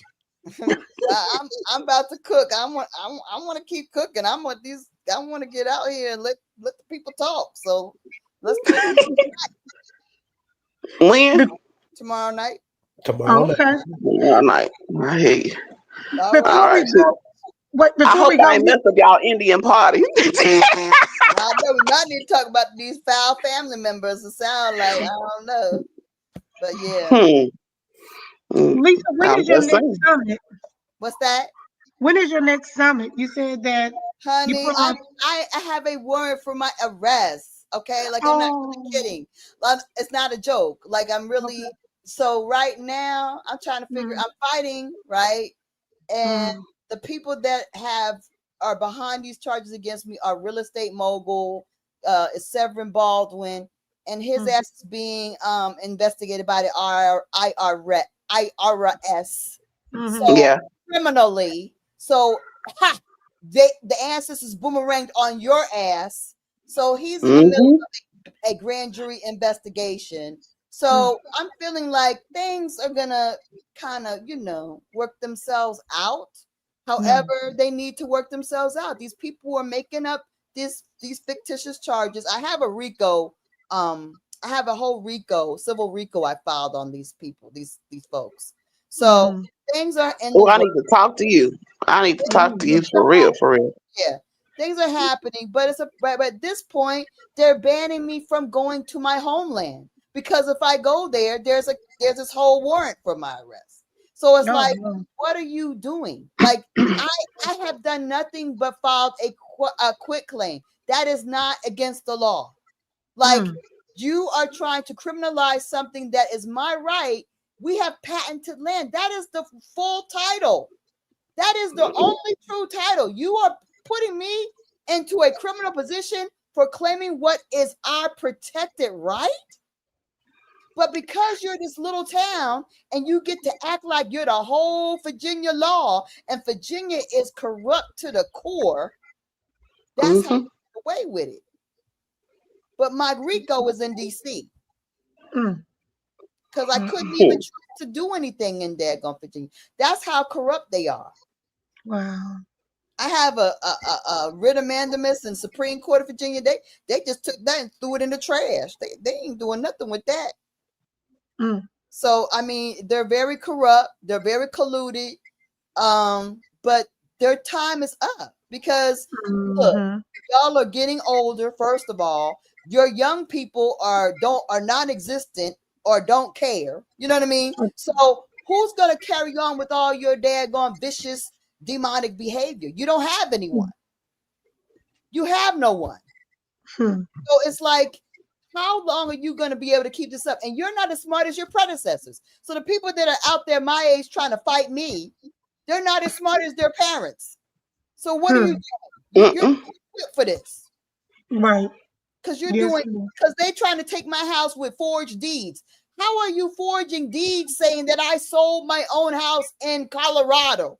How I'm going to sell my own house to the people in foreclosure? Huh? Sell your own house. And they telling me my address is in Colorado and I live in daggone Atlanta. This is, They made up documents that crazy. So if you're going to be a criminal, be a smart criminal. If you're going to try to take people's stuff, you know what I mean? Right. If you're going to try to go do some interstate fraud and try to daggone interstate, try to retaliate against me, make sure your criminal shit is together. You know, like, please. They're embarrassing white folks across the world. It's bad. So that's what I'm dealing with. I'm dealing with judges that are just as crooked. They trying to just dismiss my whole quiet title case on my house so they don't have to adjudicate it. They don't want to look at the forged deeds. They just want to take my house. Just take it. Yeah. So I'm like, yo, you think you're going to be able to do that? I'm filing everything on their asses. Now it's in daggone, it's in U.S. District Court. It's not even in the county court. So now what, bitch? These niggas don't cover up. They cover up for these damn criminals. That's why I'm like, what's going on? Everybody is corrupt. They all and then they keep our people ignorant. So a lot of people, it's not that they are being, some of them, it is not that they're corrupt. It's just they don't even know. They work in the courthouse, but they don't know nothing about it. No. They pushing papers on purpose, right? So they're ignorant, blissfully ignorant. And that's the same thing with attorneys. An attorney may know about this shit, but they don't know about that shit. So they keep attorneys ignorant too. So you think that because they're attorney, they know about what's going on with you. No, they may know about cars and car cases, but they don't know about real estate. Or they may know about custody suits, but they don't know about, tax law. You see what I'm saying? Everybody is so specialized in healthcare and in all these different fields that everybody's ignorant as hell. Yeah. As Indians, we got to know a little bit of everything. We got to be the general practitioners Come on now. Themselves, okay? That's why they don't like us on their job, because we outshine. We know everything from end to end. We do. I'm curious. I'm curious when y'all birthday, or what sign y'all are. I'm a Virgo. My birthday's coming. Oh, I'm an Aquarius. I got a Virgo midheaven. Yeah, that's like my daddy. My daddy and my grandson are Aquarius. I love Aquarius. Oh, yeah, I dig it. I fuck with Virgos. My daughter is an Aries, but she's a Virgo rising and Virgo moon. Okay, see, She's something else. She gonna be something else. An Aries that is a Virgo, that's a lot. Yeah. I love it. I have to raise her. She's 22 now. And my other niece combined. That's a lot. That's a lot going on. That's why I only got one child. Because when I was a teenager, I said I wanted to have 6 or 7 kids. And I wanted to adopt 6 or 7 kids. I messed around and got pregnant one time. And that was it. Because she came out being 6 or 7 kids in one.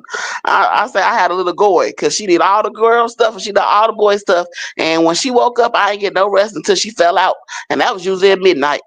So, you feel me? I'm glad she's old now, but yeah, I've been there.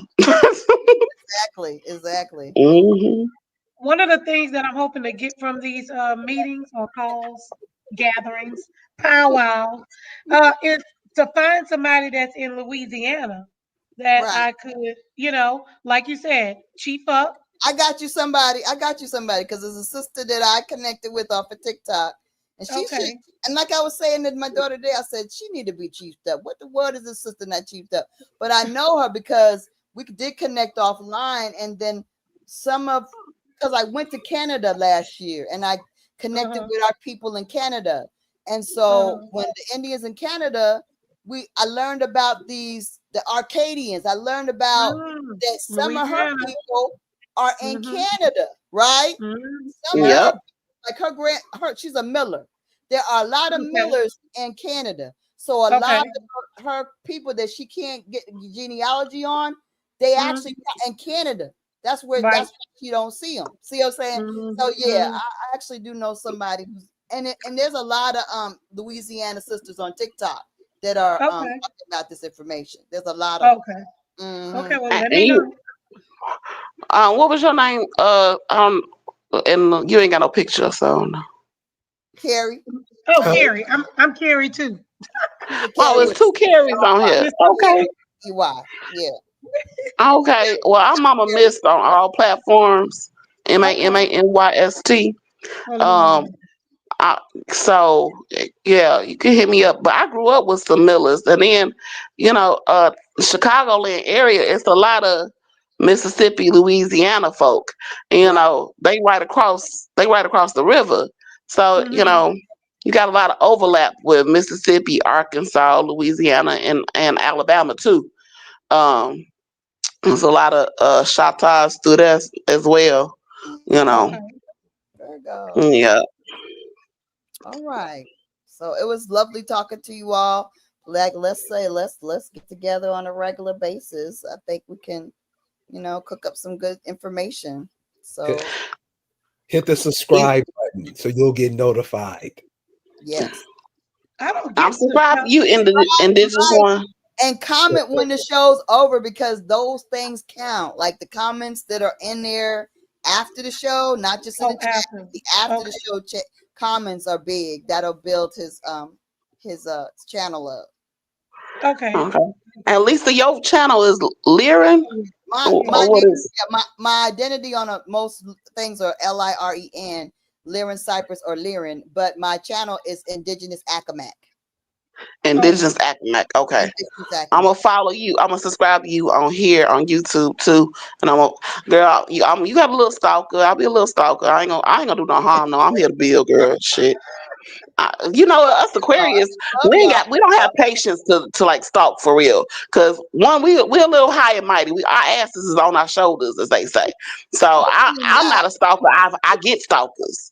You feel me? We just need to commune. It's time. It's this time. Yes, ma'am. Yes.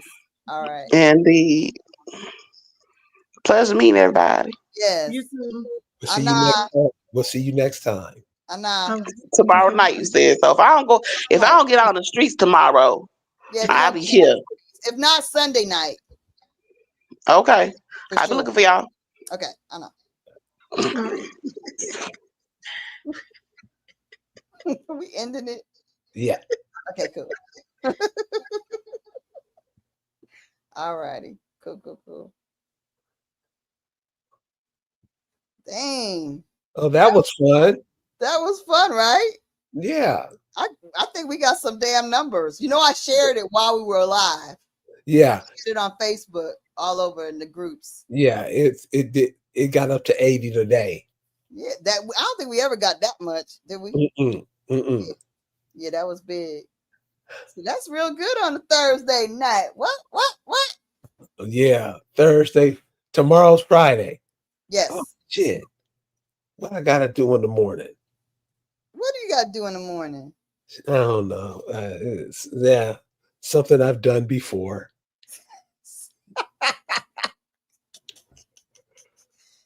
Dang. Something I've done before. Your friend Nay, she done cut her hair off again. Boo. But it's so funny because I was like against that. I said, I don't understand. You cover up your hair all the time anyway. When you're at work, you never wear it out. So what's the point of cutting it? I don't like nobody getting in my energy field. They be trying to access me with my hair, and I'm not wanting people to have access to me. I'm like, is it your hair, or maybe it's, you know, the room and the items in your room? I don't know. I'm like, sometimes it may not be your hair that is the issue. And it was like, well, I know, I've been talking about this. And so, you know, she got her sister, you know, Am, to do the haircut. Am she did not want to do it. She said it took her so long because she was not trying to cut that damn hair. And so she did it, and it's like, okay, so then I was like, I looked at it and I was like, but I mean, it's cute. I mean, it brings out her cheekbones and stuff like that. You know what I mean? So it's cute, but I'm just like, it's what she want to do. You know what I'm saying? But yeah, she looks cute. But she said that the guys at work think they kind of turned on by it in a freaky way. I'm like, oh, that's weird.